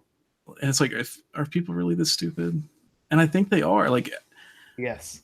Like I've asked family members, like nieces, nephews, and even sisters. Like I've asked them questions that I thought was, common knowledge, and they have no idea. And it's like, I didn't do the best in school. And it's like, how did you just give another $10, Whiteout? Stop! He just shits himself. Yeah, stop being. I mean, that's awesome, but like that's crazy. Like I'm really bad at taking compliments. I'm worse at taking money. Like that's crazy, Whiteout. Thank you so much. But I lost my train of thought. Blake's reaction. Man, we should just do a Blake reaction to things. Blake reacts to getting money. I just gave out a lot of money today. I'm not used to getting money. See you, Pink Spooky. Have a good night. Thanks for checking us out. Definitely check out Pink's channel. You won't be disappointed. And Scott's still here. Love you, Scott. We're gonna party with you sometime. Yeah, definitely. I don't think we really got the real experience. Get the fuck out of here! I'm kicking him off the chat. Thanks, Goose. That's really awesome. Oh yeah, man. See, Ethan did the live stream last week by himself. Well, without me. Soggy Seal. So like this is the first time I've actually like experienced this, and I don't know how to react. What do I do with my hands? I don't know. Yeah, thanks guys. That's awesome. I'm gonna go cry. Right. So Goose, do your real life friends and family know you make videos? How do they react to all this? I kept it. The only person I knew for a minute was my girl, my daughter, and I think that's it. But after I had 2,000 subs. I was talking to a friend at work, and he was talking about how his younger brother watched, the horror channels, and I was like, "Yo, text him and ask him who he watches." And it was pretty fucking dope. He was like, he watches Mr. Nightmare, he watches Be Buster, and he watches Goodnight Goosebumps. And I was like, "I'm Goodnight Goosebumps," and he was like, "What?" I was like, "I'm Goodnight Goosebumps," and he was like, "Get the fuck out of here!" And I was like, "This is me," and like I brought my shit up, and he was like, "Oh my!" Like he was tripping out, like he was like, "Oh my fucking god!" Like you're famous, and I was like, "Oh, not really," but it is pretty dope. That's like the coolest story. That's it was pretty tight. Did you feel like Batman for a second? Yeah. I left early. I was like, "All right, man, I'm famous. You got it. Hold it down." You know what I'm saying? I'm leaving early. I mean, I gotta go make YouTube videos now. You might be famous because Go ahead. I was telling Ethan that when he posted the link to the talking about the stream tonight, I think he did yesterday. One of our friends that's in Richmond liked and retweeted. And I was like, does she know him? It's like, is he a big deal over there? So yeah, she hadn't liked or retweeted anything of ours, and then it's like boom right there. It's like, what does she like? Is there something there? So yeah, so if you meet a girl named Sarah, SARA, I won't say the last name. I don't want to put it on blast, but it's probably her. Okay. Yeah, just keep that in mind. If you know it's Sarah. I've met some actually, people. If you could just go through your. It's not a very common name. Like, how many people are named Sarah? Really? It's not. Yeah, it's really not. Yeah, but yeah, that's pretty cool. Like I was telling, I think it was on the Apex stream, talking about how we have a little logo. It's like a little alien head on one of our T-shirts that we made, or Rebecca made. Sorry. And I went to get some food last week, and I went in and got the food, and the guy was like, "Hey, your shirt, is that from YouTube?" And I was like, "Oh my god, this is the time." I was like, "Yeah, it is YouTube." He was like, he named the channel, and it was something that wasn't us. And I was like, "Yeah, man, they're great." No, he's supposed to be like, "No, it's the Strangest. They're way better than them. Those other people suck." Yeah, it's like when I was telling the story, Apex named the channel that I was talking about, and he's like, "Yeah, they're huge." It's like, "Oh shit, we gotta change our logo." But like just Apex, this, yeah, they're dope. Like he messaged me one day. It's like, I love your videos. I was like, dude, you have like 400,000 subs. Why are you watching my videos, bro? Go watch your own videos. that's crazy. Like it's just I guess it's if I got to that point, I would feel the same way where it's like you don't see yourself as such a big figure, but that's insane to like have that big of a following. Like it's definitely prestigious. Yeah, just imagine if when you keep growing, fucking 100K, 200K, 300K, the likelihood that somebody would recognize you somewhere. Yeah, it's just crazy. Mr. Davis said, "I've never been recognized, and I'm happy about it." I recognize you, Pookie. I feel like it'd be really cool at first, but then the novelty would wear off really quick, and you'd be like, "Okay, I'm starting to worry about my safety." I'm gonna cut my hair. Yeah, it's like people are gonna find out where I live. I don't know. Yeah, he just went over 30K. He's been doing more face videos. That's exciting. Gets me my nipples hard. Always. Same. Yeah, like I like one of my dreams is just to be like, in our city, just have people be like, "Oh, those are the guys that do YouTube." I would never want someone from our city to ever know. Oh, that's true. They'd be like, Actually, "I heard they just got monetized. Let's go steal that 70 cents from them." Yeah. One of my friends from high school, actually, that I hadn't talked to since I graduated because he was a couple of grades below me, messaged me and was like, "Hey, I like your channel." He had commented on one of our videos, so I knew he was watching it. And he was like, "I'm going to be back in town. We should hang out and talk about YouTube." And we did. And he has a channel, so it's pretty cool. So Nice. Yeah, that is neat. That's dope. Yeah, I mean, 2,500 is more than, I expected right offhand, because it's hard to get subscribers sometimes, You got to get the right tags or the lack of tags. Or get you lucky. don't even know. Get lucky, YouTube, YouTube on the right day. Hook you up, man. Definitely. It's weird to think about. Like, my brother would put that shit like, all right, 2,500 compared to bigger channels ain't shit. But can you imagine 2,500 people in this room right now? 3,500 people, 5,000 people in this room with you right now. That's the people. That's how many people subscribe to you. And you're just like, fuck, when you put it that way, 1,000 is pretty incredible, So yeah, it's like this. How did this many people care what I say? It's like they actually want to hear me talk. That's insane. That's that, dude. I said that same shit for like forever. I'm just like, y'all just want to hear my voice, and they're just like, yeah. I'm just like, okay. Yeah, it's awesome to think about that. Yeah. Like I remember back in the day, like just having 10, I was like, oh, that's crazy. 10 people care. It's like I know that like 5 of them are my family. Dude, but 50 is the best. 50 is the best milestone there is. Yeah, it's like this is great. Do y'all agree with that? 50? 50 to 100, yeah. Like I think 100 was a lot for, like it was a big moment for me. I bet. Just because I was like, we were trying to get the strangest URL, but like just knowing, like when we hit it, it was like, holy crap, we have 100 people following us. That's insane. That's dope.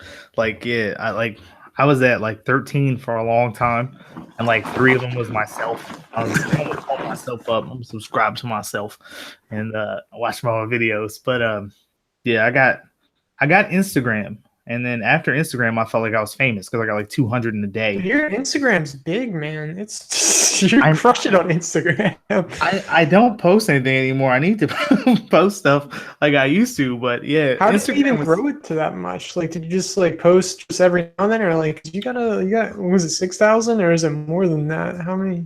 It's actually going down a little bit. I think because I'm not posting. I think it's like 6,400 or 6,500, but Yeah.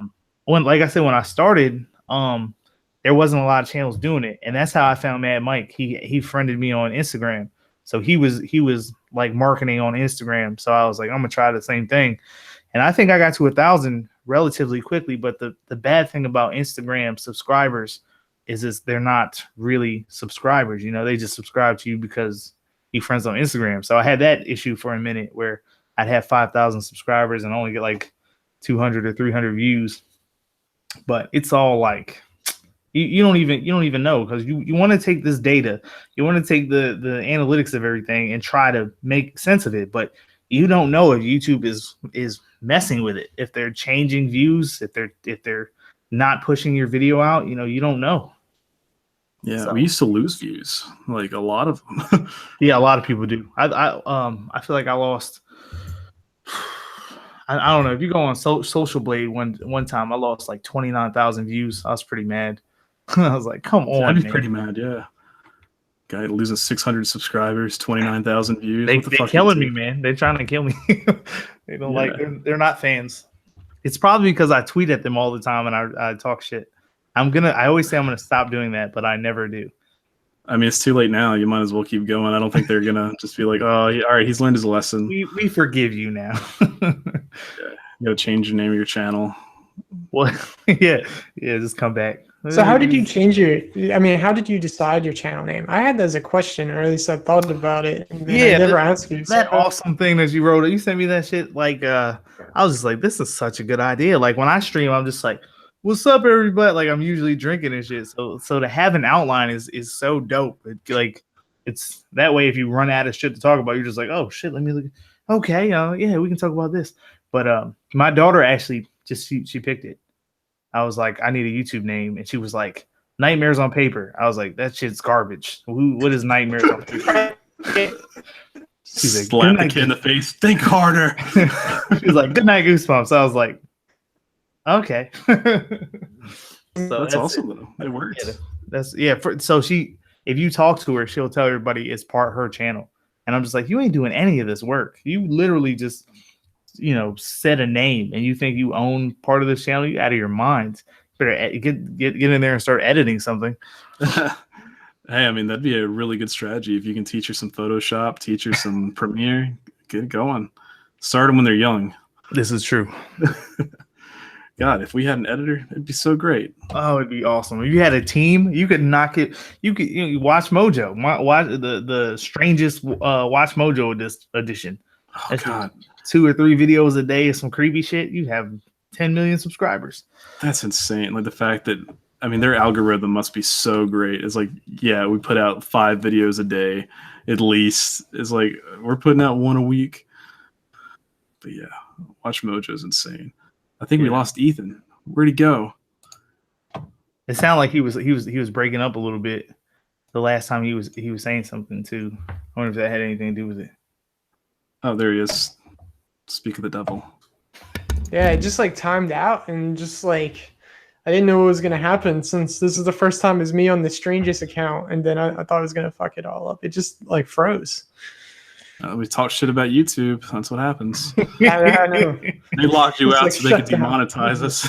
One time I was in a stream and they was talking about the fucking moon landing being a hoax, and it literally cut the dude out. Like he got cut the fuck off of YouTube. Like he came back like 10 minutes later. He said my whole computer shut down.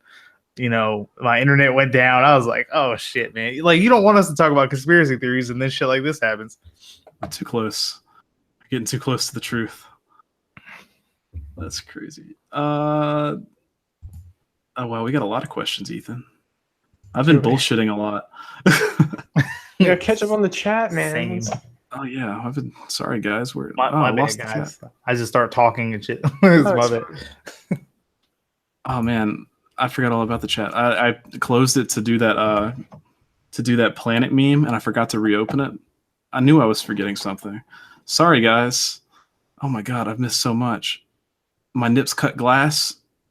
What? So do we. It's Tuxedo Cat. That's good to see dope. you. We need a shirt that says "My nips are so hard right now." I'd buy one. Yeah, Rebecca will make it. She got a T-shirt printer, like it's a little Cricut. So now whenever she just hears something funny, she'll make a T-shirt out of it. Oh, that's tight. Yeah, that's why we have these little. We have Father Michael on like one of our characters, and it's "Praise be the strangest" or "Blessed be the strangest." Blessed are the strangest. I can't read. Third time's the charm. It's on your shirt. It's on my shirt. I can't look down. I could. Yeah, we are wearing. It's like me trying to read a comment. Let's see. Asian Persuasion said I just went over to Swamp Stream to ask him if he's trying to take the spotlight from y'all, and he ignored the question. Oh, Stream Wars. I don't want to fight him. Yeah, I don't know how many people he pulls in, but I guarantee it's sizable. Yeah, Swamp is a YouTuber's YouTuber.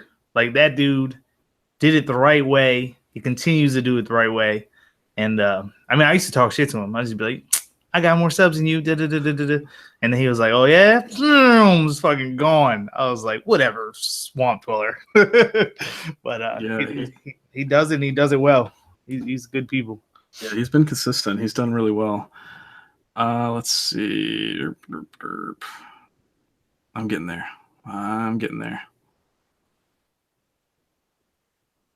Okay, I think we're good.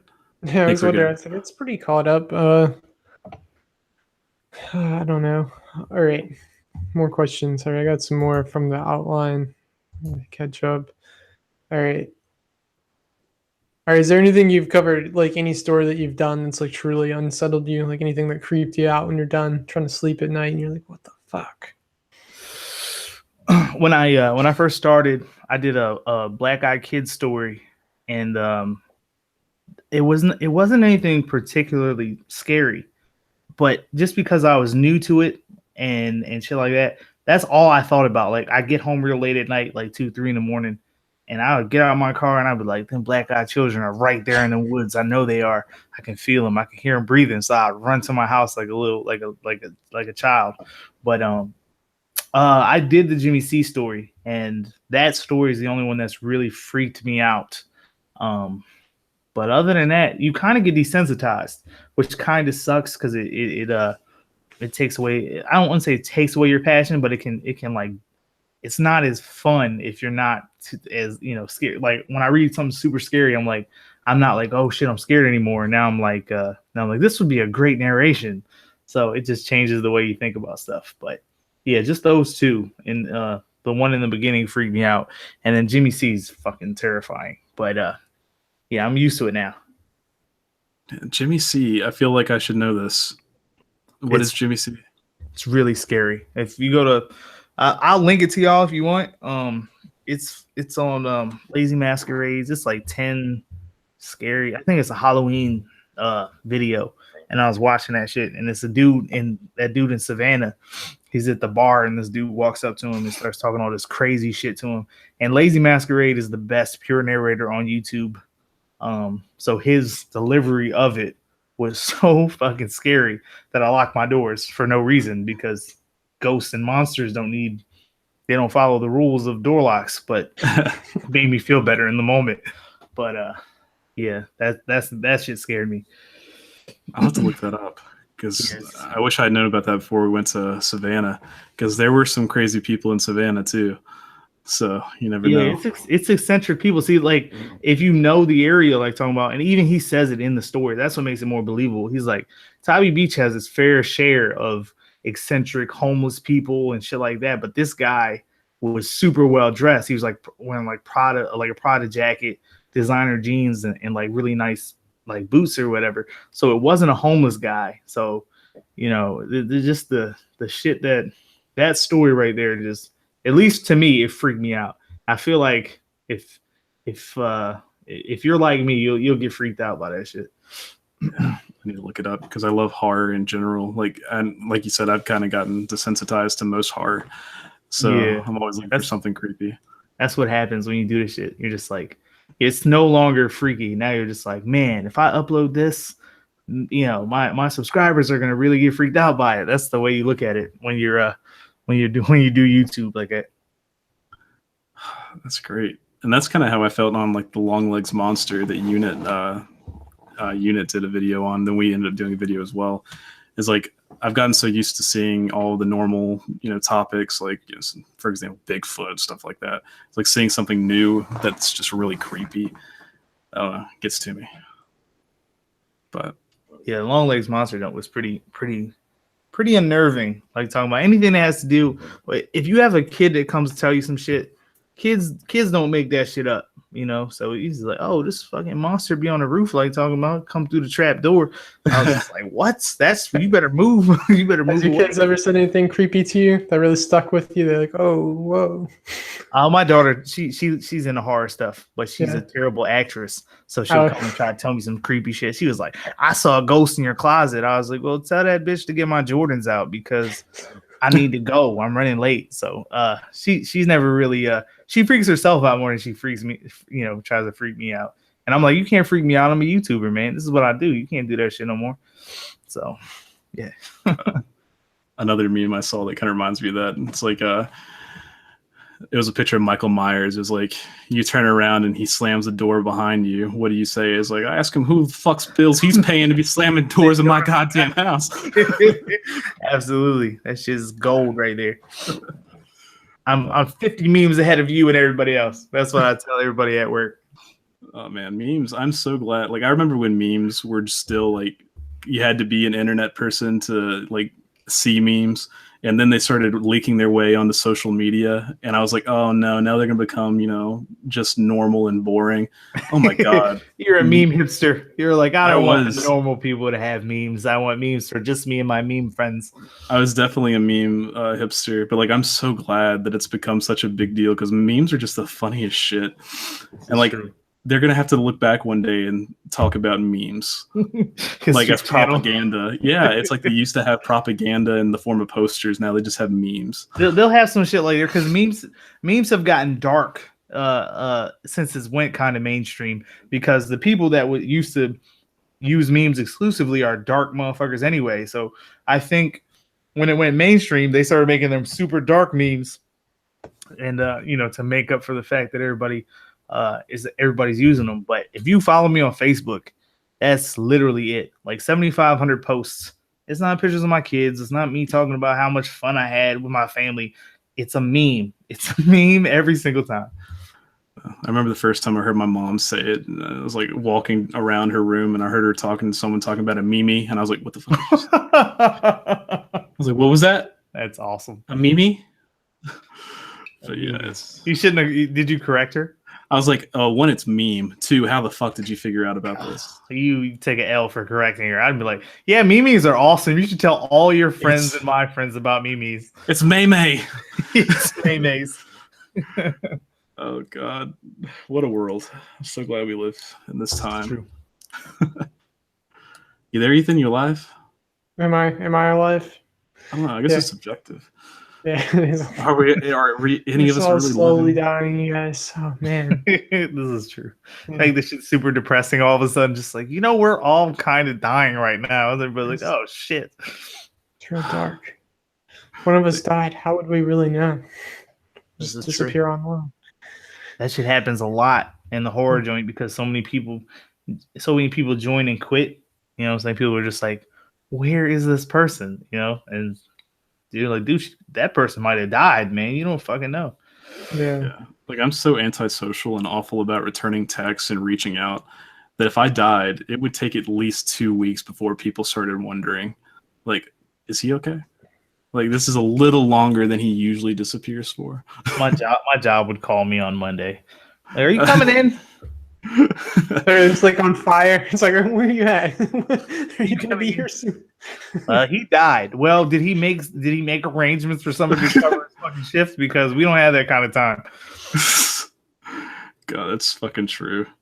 For real. We're still gonna need you to come in. Sorry. Like in 12 feet of snow.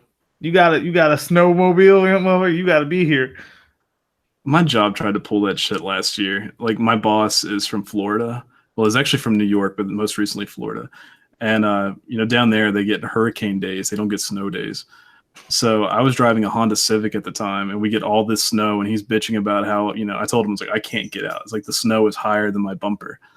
And he's like, you can get out, blah, blah, blah. He drives an F-350. He gets his fucking stuck in the snow. Like he has to get a coworker to come pull him out. I was like, you jerk. You should have told him it was a snow hurricane. He'd be like, oh shit. Well, you know, be safe, stay at home. If that's not already a sci-fi movie, it needs to be. For real. There we go. Hurricane. The Strangest presents Snow Hurricanes. Snurricane. Hurricanes. Sorry guys, that's the end of the Strangest. We're just gonna go ahead and dive into the sci-fi original movie. That's his money though. Fire Sharknado 12, The Reckoning. Hashtag Snow Games. Oh, there was one that I really liked. It was like KFC Night of the Chicken Dead or something like that. It was great. Yeah, that's crazy. That's the end of the internet. That's the end of the world right there. Yeah, it's all downhill. We've reached the peak. This is true. Let's see.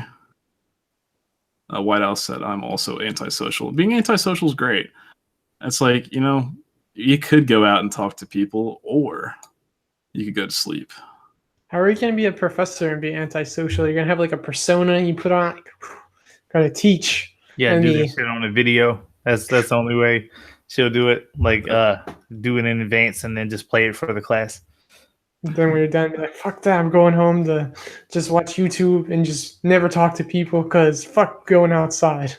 That's how I am after work. I really hate on weekends, like dealing with the public during the week. It's like on the weekends, I almost even don't like talking to like just going out to restaurants. I just want to just be by myself.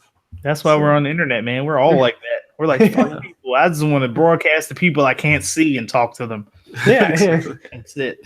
You get the little barrier. Asian persuasion. I was saying it wrong. It's actually Poultrygeist, Night of the Chicken Dead. That's what it is. So there's another pun in there. That's what it was. Scott said, "Have you guys seen Zombievers? That's a gem of a movie." I have not seen it, but I've heard wonderful things. I don't watch horror movies. What? Oh, this is like stupid horror. This is true, man. Exposed.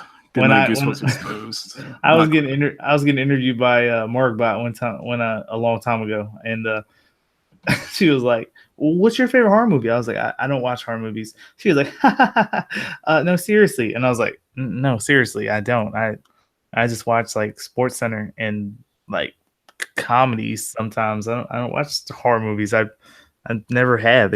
They're scary." Yeah, I started at a young age, and I think that's what got me into it. But now I'm all about it, which is sad because there's not very many good ones.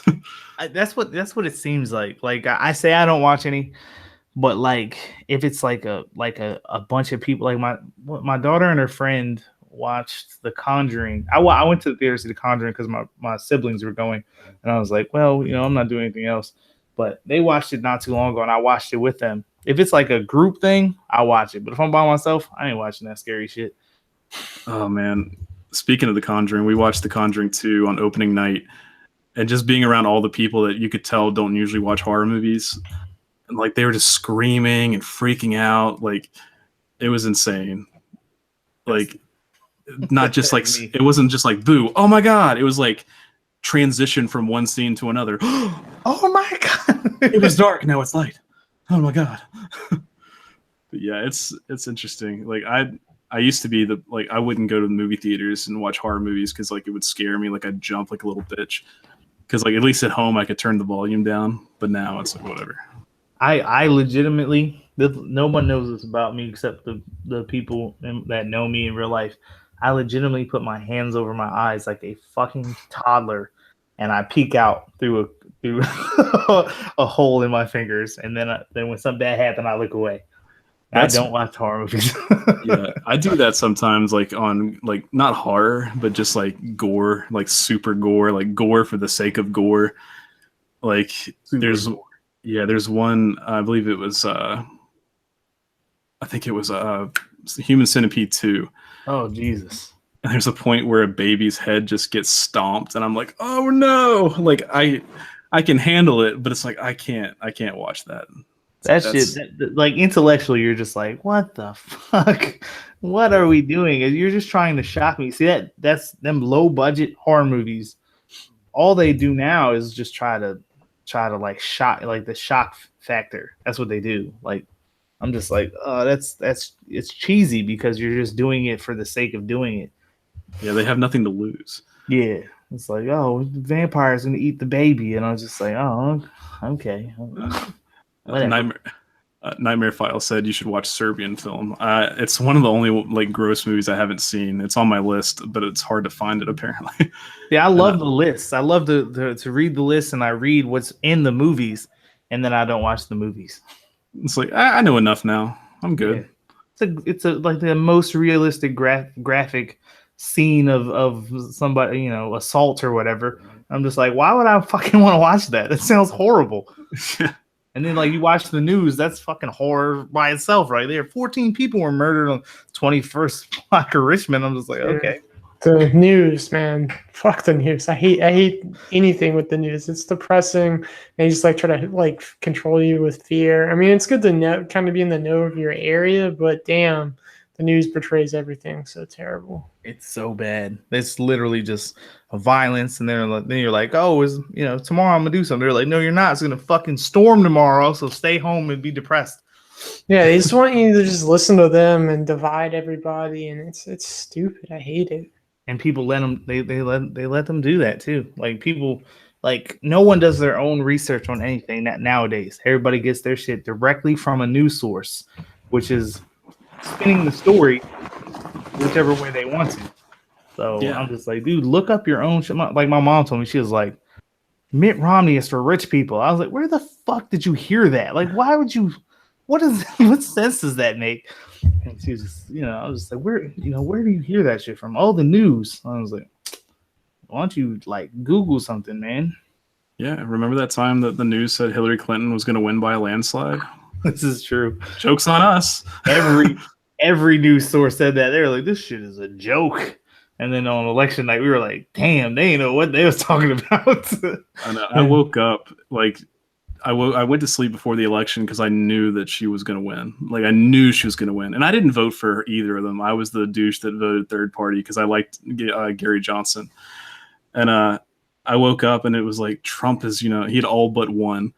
And I was like, is this a dream? And then my next thought was like, well, if this is real, like I might as well. The anarchist inside was just like, this is going to be an interesting day at work tomorrow. Dude, I was at work watching like the shit. Like they were like, oh, she's going to take this state. Like they was talking shit. And then Trump wound up taking all those states. And me and my friend was like looking at each other like disbelief. I was like, oh shit, man, Trump about to win. So by the time I got home, he had been, he had won. He had already had the check and everything. So I was sitting on my couch. I was like drinking whiskey because I was like, what the fuck's about to happen? Trump, this is crazy. And then the shit hit me. It hit me real hard after like a couple shots of whiskey. I was like, did America just like for real elect like Donald Trump to be the president? Like I was just like, that shit is really fucking with me right now.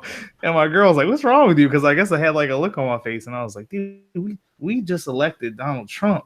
And I was like, I mean, Hillary was horrible, but I mean, I don't know what to make of this. I was like, I'm going to bed, man. If the earth, if America's still here when I wake up, and then it's whatever. Yeah, what comes to mind is like Antoine Dotson is like, you are so dumb. We are really dumb. We deserve this. we so dumb to let both of them, like, we all should have collectively been like, nah, we ain't vote for either, y'all. We should just start it over. It's like, all right, back to monarchy. We couldn't make a decision. Like the Queen of England take over. Yeah, let's just be single for a little bit. We don't need a president. We just got a fucked up relationship. You know what I'm saying? We'll be fine. But yeah, it was insane. Like I was just so surprised, and everyone at work assumed because I'm a white guy that I voted for Trump, and they were all mad at me. And I'm like, what? No, they weren't. Yeah, I was like, I voted for the guy that was going to try to legalize pot. Like, I didn't vote for these guys. That's the only reason. You just heard weed? Okay. Literally, you got my vote. What sold me on Gary Johnson was he was having a debate with, I can't remember what her name was, but it was like the Green Party. And, or someone was talking about, is like, they say that if you smoke weed, you're more likely to have a heart attack. And this idiot just falls out of his chair, like holding his heart, and just like pretends he's having a heart attack. I was like, you got my vote. That's you, man. That's all you. So the good thing is, like, we can say our state didn't contribute to it, so we're fine. Which is weird because Virginia historically has been a red state, but the last 3 times we went blue. So yeah. It's literally just Northern Virginia. Because if you look at where I live, it's all red. It's not even close. It's 99% conservative voting. And I'd say I'm conservative leaning because them fucking Democrats, they take a shit ton of money out your paycheck. But it's like I'm conservative when I see that paycheck. Fuck Democrats. Dude, my paycheck went way up. With the Trump tax cuts, my shit went up tremendously. I was just like, okay, Trump. I was like, all right, stay on Twitter for a little longer, bro. Keep it up. But yeah, either one. I know I was just like, Hillary, no way, man. I can't fuck with Hillary. But I was just like, these are both bad decisions. I know, and it's bad as it sounds. Like, and I don't like Trump. I don't like Hillary. But I was thinking, it's like Hillary. I know what it's going to be. It's like it's going to be the same. It's going to be the same that we've had. I was like, but Trump, it's a wild card. It's like he's probably going to be bad, but the fact that no one knows what he's going to do is like I just wanted some drama in my life, some excitement, and I was like, this could be funny. And it's some things he's done has been horrible, but it's like, at least it's something. It's refreshing. We have something to talk about right now. I bet if Hillary had won, we wouldn't be having this conversation. Hell no. So Hillary won. That shit. She did not like firearms, and Virginia's already trying to tighten up on firearms. And I don't really care. Like talking about, like, I'm not like I used to have when I was younger. I had really stout opinions on everything, and if you disagree with me, I'd be like, no, you're stupid. Listen to all my opinions because they're better than yours. But now that I'm old as shit, I'm just like, man, you can think what you think, and I can think what I think, and we can get along just fine. And that's the problem that everybody has nowadays. And but as I get older, I'm also just like, I mean, I see both sides of it. I'm just like, all right, I see what the Democrats talking about, I see what the Republicans talking about, but I'm only really worried about myself. So whatever affects me, and that's the way you're supposed to do what I think. Whatever affects me directly is what is going to influence me to vote. I'm just like, oh, Hillary or Bernie Sanders. I was like, Bernie, you sound dope with all this free shit, but I saw what you're trying to do to my paycheck, and absolutely not. No. I'm not paying for everybody else. Fuck that. So yeah. This shit was Bernie. Bernie had it wrapped up, man. Yeah, but yeah, the whole gun thing. Like, I have a gun. I'm not a huge gun advocate. Like, I don't care about it. Like, I have it, like you said, to protect myself because people are too crazy. And the town we live in is ridiculous. Like, I think between where you live and where we live, like, it's the worst cities in Virginia. Yeah, and, probably. But my thing is, like, and here's my official gun statement.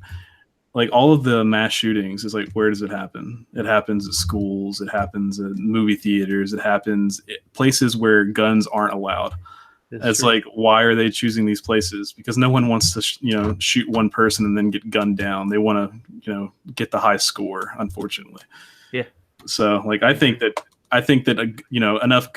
All right, say you walk into a room and you have a gun and you know that everyone in that room does not have a gun. You walk into a separate room and everyone in that room, has a gun. Are you more likely to shoot the ones that don't have a gun? Like, no one wants to get shot. Everyone wants to shoot, apparently. No one wants to get shot. Absolutely. So I think if everyone was under the assumption that everyone had a gun, they probably wouldn't take as many chances as they do. That's just my 2 cents. Now, Virginia is a very good state to have a gun in. Do you carry your gun with you? I am in the process of getting my concealed carry, but right now I just keep it at home. You can carry open in Virginia. Yeah, open carry you can. The only thing about open carry I don't like is, and I didn't think about this until recently, but it kind of puts a target on you. Like, if someone, this is true. If someone were to say you're in a restaurant, someone came in and they're about to shoot it up, like, the first person they're going to take out is the one that has the gun showing. This is true. Yeah, because you, according to the law for the open carry, like, you can't even. I used to open carry, and you can't even have your shirt covering the top of it. Like, it has to be fully 100% visible at all times if you're going to open carry. So just go get the CCW. It's really freaking easy. You just take it online. It's kind of like, the anti-gun people will be like, it's too easy to get, and it kind of is. It is. You go online and you get it, and then you send it to Virginia. You give them $50 and like, here you go. You can carry a gun wherever you want for 5 years. So, but I mean, I think you're spot on with the whole thing. Like, people are going to shoot up places where other people don't have guns. And it's not just an opinion or like a good idea. It's facts. That's what the fuck they do. They do the shit where people don't have guns at. So that's spot on. I agree 100%. Yeah, I've already taken the class. I'm just being lazy. I got to send it off to the court and pay the fee. So there's no reason I shouldn't do it. You can pay it online. Did you take it online? Oh no, I took it in. It was a in-person class. which was Nice. funny. It was a hunting class, but at the end of it, you get your concealed. So it is easy to get it. Redneck ass Virginia, man. It is. You want to go hunting? Here, take an AR-15. You can get one. It's coming right for us. Rebecca Yeah. said you cannot call mass murderers getting a high score. I did, and I will say it again. That's what they're doing. No one wants to be, oh, he killed 2 people. Well, that's the reason mass murders are getting higher and higher, because everyone wants to be the best. They want to have the most notable murder spree. This is true. Be the best like no one ever was. I'm not going to continue this because I could. You can't mix Pokemon with mass shooting. Gotta catch them all. Gotta cap them all. God, That's fucked up. Hitchhiker stream now. It's like yeah, Hitchhiker stream used to be wild. We're going that shit. You cap me and I'll cap you. Cap your mom. All right, that's going too far. We talked earlier about not talking about religion or politics, and here I am. And here we go. Yeah, And we're on our way. Yellow dollar signs. You guys are welcome. At least you got some super chats, so that's dope. Yeah, that was a great time. Thanks. Thank you guys. Thanks. Oh, thank you as well. Yeah, thank you everyone. Or I'll ask a couple more questions and we'll call it a night. Sorry for keeping you so long. Oh no, it's all good. I took my son to Chuck E. Cheese, so he'll go to sleep. Oh, that's awesome. I've never even been to a Chuck E. Cheese. That's pretty cool. What? I don't You know. gotta go to Chuck E.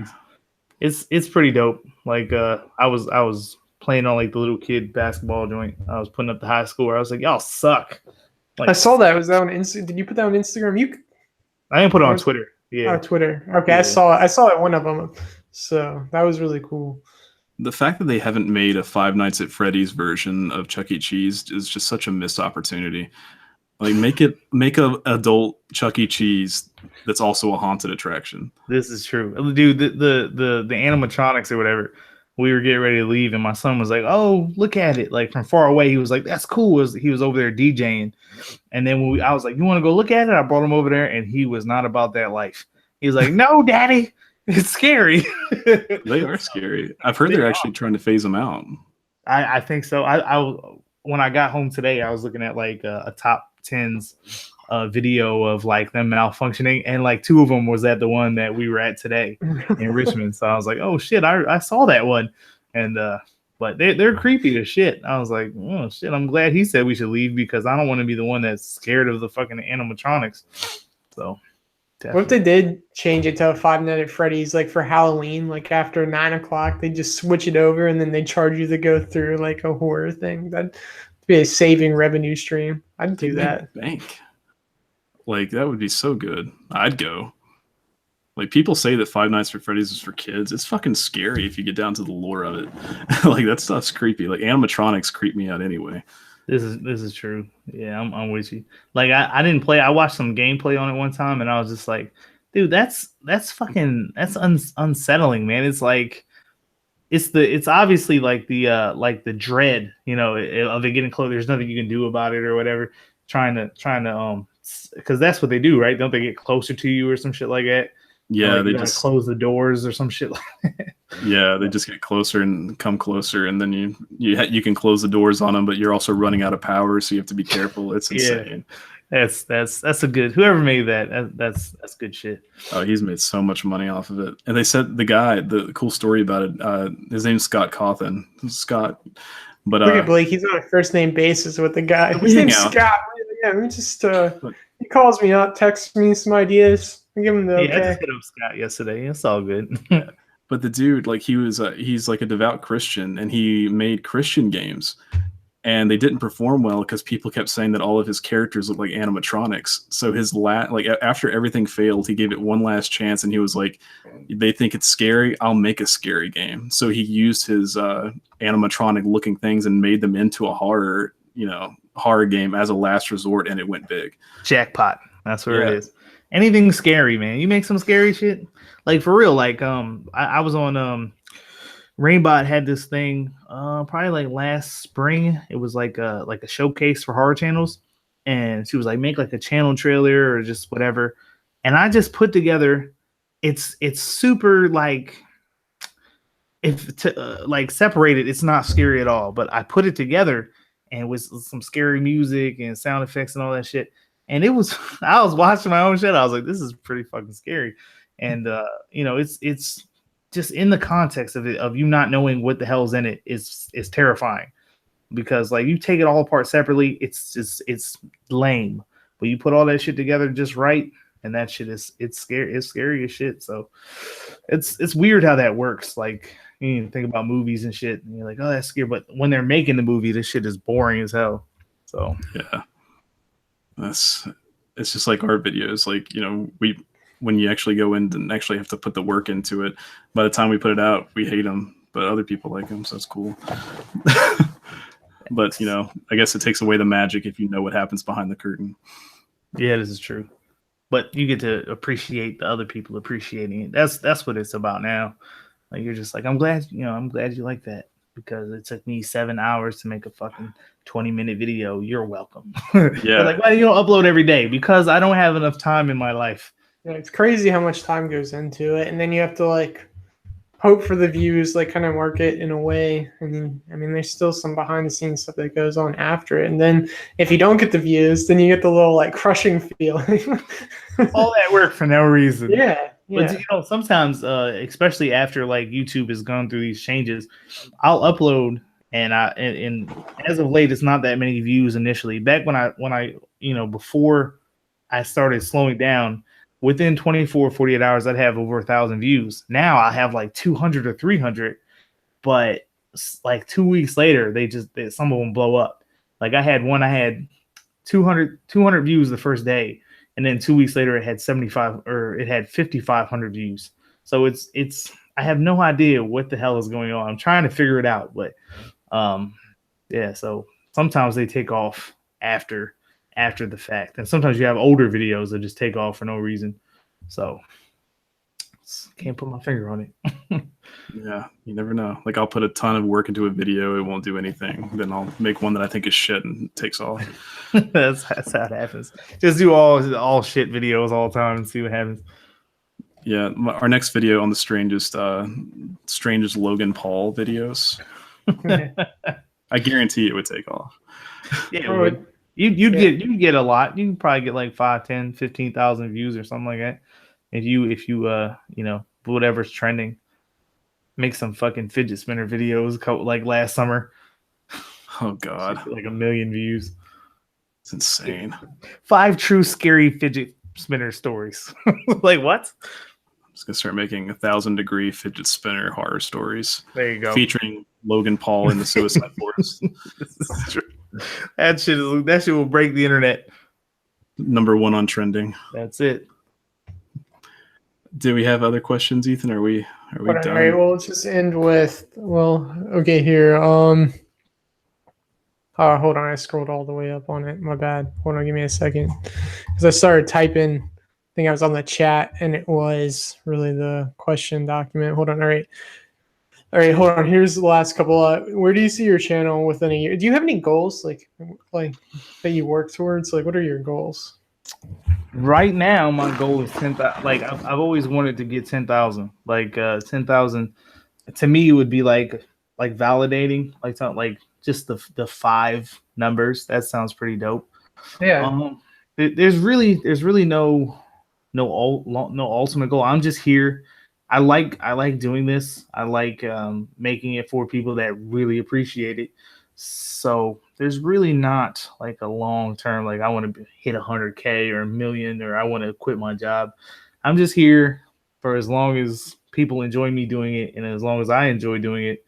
That's my goal. So, and honestly, when I first started, my goal was to have a channel that had a library of videos ranging all different subjects of good quality content. So I feel like I've already reached that goal, in the past. So I'm just here now. So 10K is dope, and I'm happy with the content that I've put on my channel, and I will continue adding to that collection. And other than that, I'm good.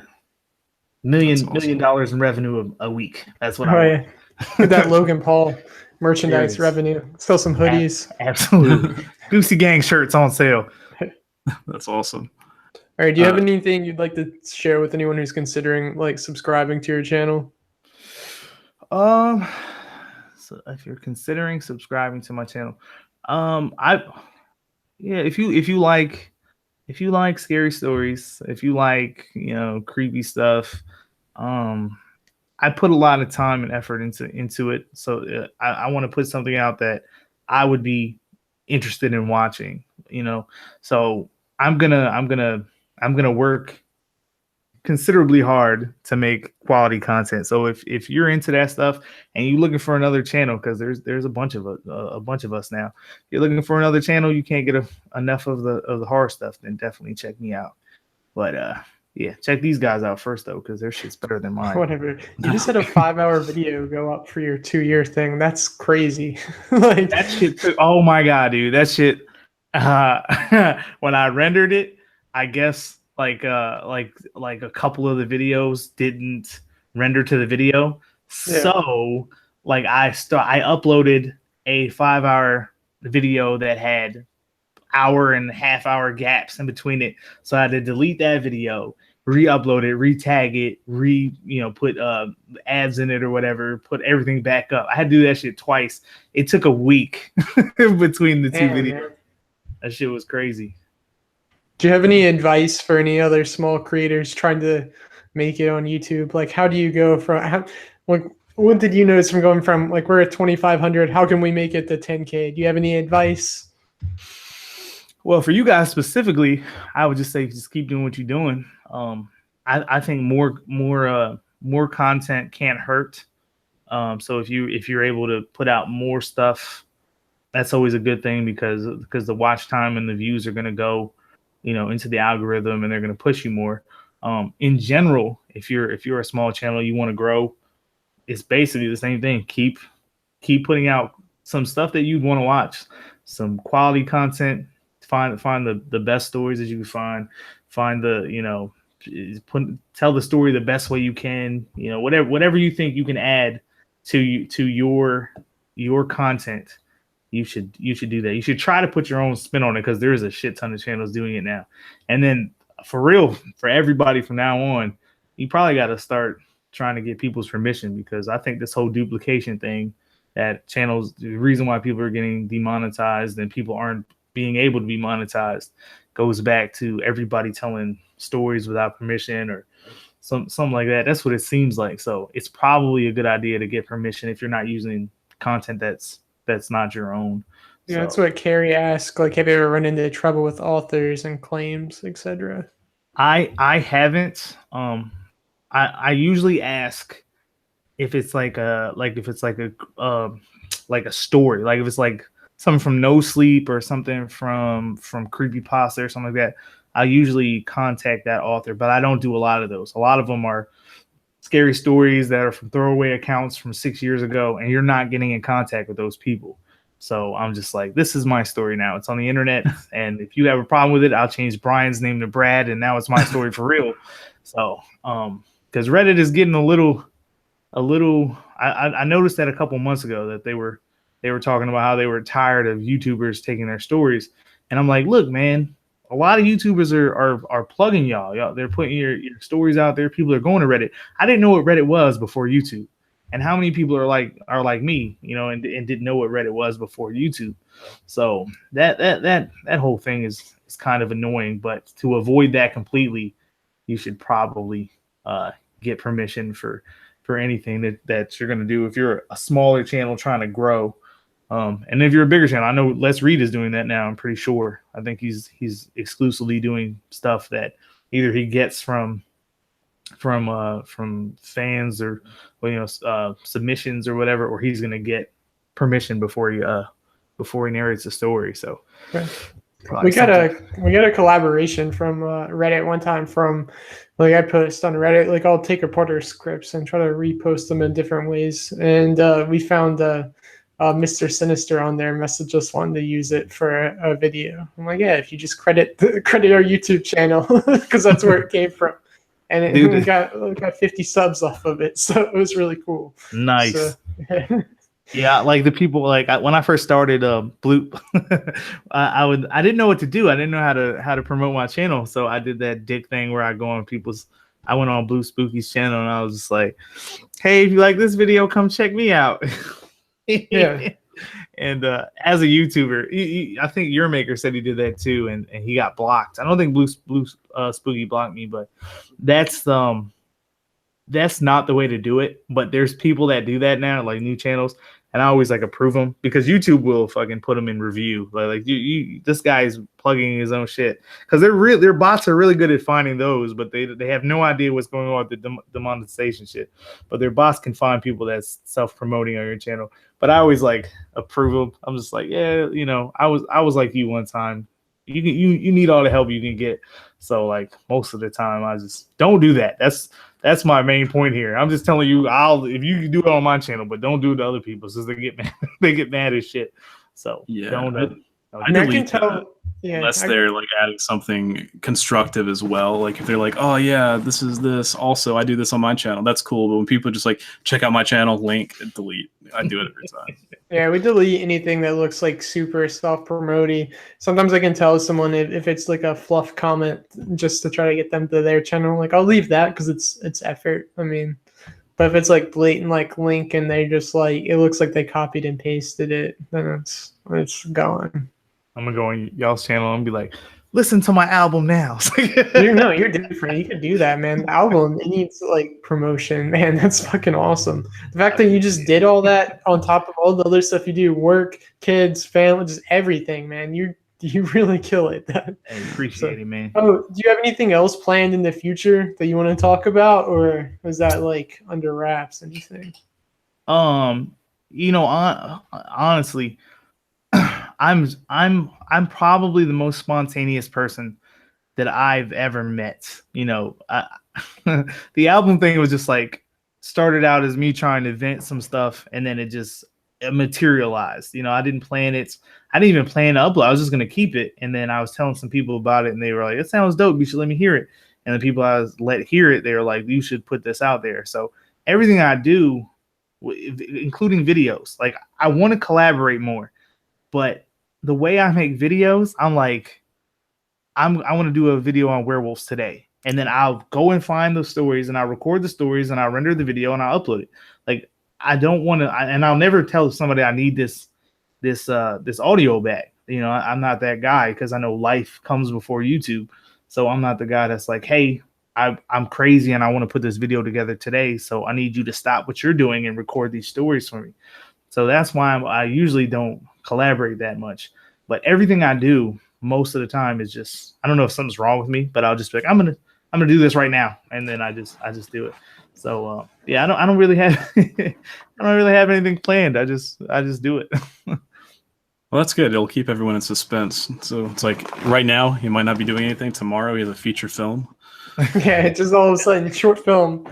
Just everybody in suspense, including myself. I'm just like, I don't know what I'm doing tomorrow. Playing basketball, YouTube. I might be, like you said, I might be in a movie tomorrow. Me and the Strangest might present. What was it? Snurricane? Snurricane. It's Snurricane. Copyrighted by the Strangest. Southern Cannibal. Goodnight Goosebumps. Swamp Dweller's the bad guy because people that's in the swamp, so he's the bad guy. Or he's like a helpful bad guy, like points you in the right direction, but he's super creepy. That's totally Swamp Dweller. He's definitely the one who's like, I wouldn't go to that swamp down there. Nothing. No one ever. People go down there, don't come back. That's exactly what he says. I'm gonna make a video where he says that now. I'm just like, dude, this is your only line, bro. Appreciate it. Just say it in your natural Swamp Dweller voice. It'll be just like that. You shouldn't have done that. I told them boys not to go down there. No one ever listens to me. Exactly. Well, guys, I think that is a good place to end it. Have we gotten everything knocked out, Ethan? Yeah, so where all can we find you, Goodnight Goosebumps, if we don't know you on social? Like, where can people connect with you? Damn, Lex left. She's usually the one that knows all that stuff because. Oh yeah, we got a link really fast. Oh my goodness, let's see. We're failing. I think my Twitter is at Goodnight Goosebumps. It is. Cool. I know one of them. I got you. I got Twitter. I got Twitter. You do something else. Dude, that's what I just got. Hold on. Let me see. I'll do Instagram. I think, yeah, IG is Goodnight_Goosebumps_. I'm fairly certain. Let me And then- see. White House said no more barbecue Fritos. What is that real? Don't say that. Sorry, continue. That better not be real. No more barbecue Fritos. I don't know. That's a horror story in itself. That's my childhood. Damn it, YouTube. It's like, no, blame YouTube for everything. Thanks, Obama. God. Yeah, I know, Obama. And Snapchat is I swear to God, if we lose our chili cheese Fritos. Trump. It's like GN Goosebumps is my Snapchat. All I do on Snapchat is just sing poorly and get drunk and lit most of the time. But everybody tells me my Snapchat is super lit, so I don't know. Here's the album. Oh, Rebecca is the one that posted that. She said, in case anyone needed something to be mad about, barbecue Fritos got canceled and they aren't making them anymore. That is garbage. That's conspiracy theory. Demonetized. Yeah. Does that mean the copyright's free? Because we'll just make some Credos, barbecue Credos. Credos. I'd buy them shits. Yeah, Have a little boxer on the front of it. Credos. I'm gonna go to Walmart after this and go stock up. But yeah, so everybody be sure to check out the links in the chat and check out Goosebumps. Also, be sure to check out his album. That's awesome. It's really good stuff. I was telling Ethan, like, we were trying to talk about which ones we like the most. I really like the was it track 2? It was the Counting Sheep one. I really liked it. Let It Go. Let It Go. I really like that. I hadn't went to sleep in a while when I recorded that. Good stuff. They're all good, but that one stuck with me. I'm going to listen to it again after this. Appreciate it. A lot of people like number 2, and a lot of people like Reflection. I think if I had to pick one, I really like Reflection, just because it's like me talking to myself at different points in my life.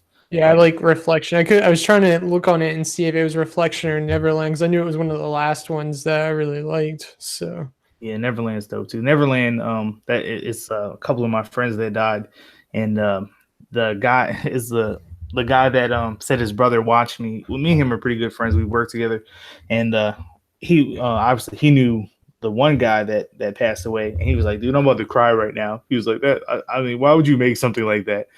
And I was like, I don't know. It felt right. Yeah, that's when you know you've got something good. It invokes feelings. Like, that's good stuff. yeah, that's what I like most about it. Is like you could really like connect with it and feel it, and that's the best kind of music when you can tell it's like legitimate. Like there's meaning there. Absolutely, So- that's the best type of thing that you want to hear from somebody talking about art that you made. If people can relate to it or appreciate it or relate it to something that happened in their life or what's going on with them, that is fucking dope. As an artist, that's the best thing that you could hope for. So yeah, I appreciate it. That's fucking awesome. Yeah. Well, thank you so much for joining us. Everyone, check out all the links. Definitely do it. You're amazing. I'm so fucking creative. I mean, Hey, I appreciate it, yo. thank Y'all you for taking the time. Hey, man, it was like I said before. It's my pleasure, man. This is the most organized, dopest fucking stream I've ever been on. Like most time, if you ever watch me, I'm just like drunk, going on and off camera. I'm just like, what the fuck are y'all doing? And then I lose like 10 subs. I was like, my bad, y'all. But yeah, this is awesome. I appreciate it. No problem. And if you ever want to do a drunk stream with us, let us know. I'm always down for a drunk stream. We are too. So we're always let's good. just keep going. So no. Yeah, be right back. We can move over to my channel and then I'll plug all your shit over there. There we go. That's what's up, part 2. Yeah. But yeah, appreciate it, yo. Yeah, and thanks everybody for watching. We really appreciate it. You guys are the best. You're awesome. Absolutely. Until next time, you guys. Stay Stay strange. strange. I was gonna say it too. Say it. Say it. Just go on. One more. Come on. All right. Stay strange. Stay hungry. It's like no.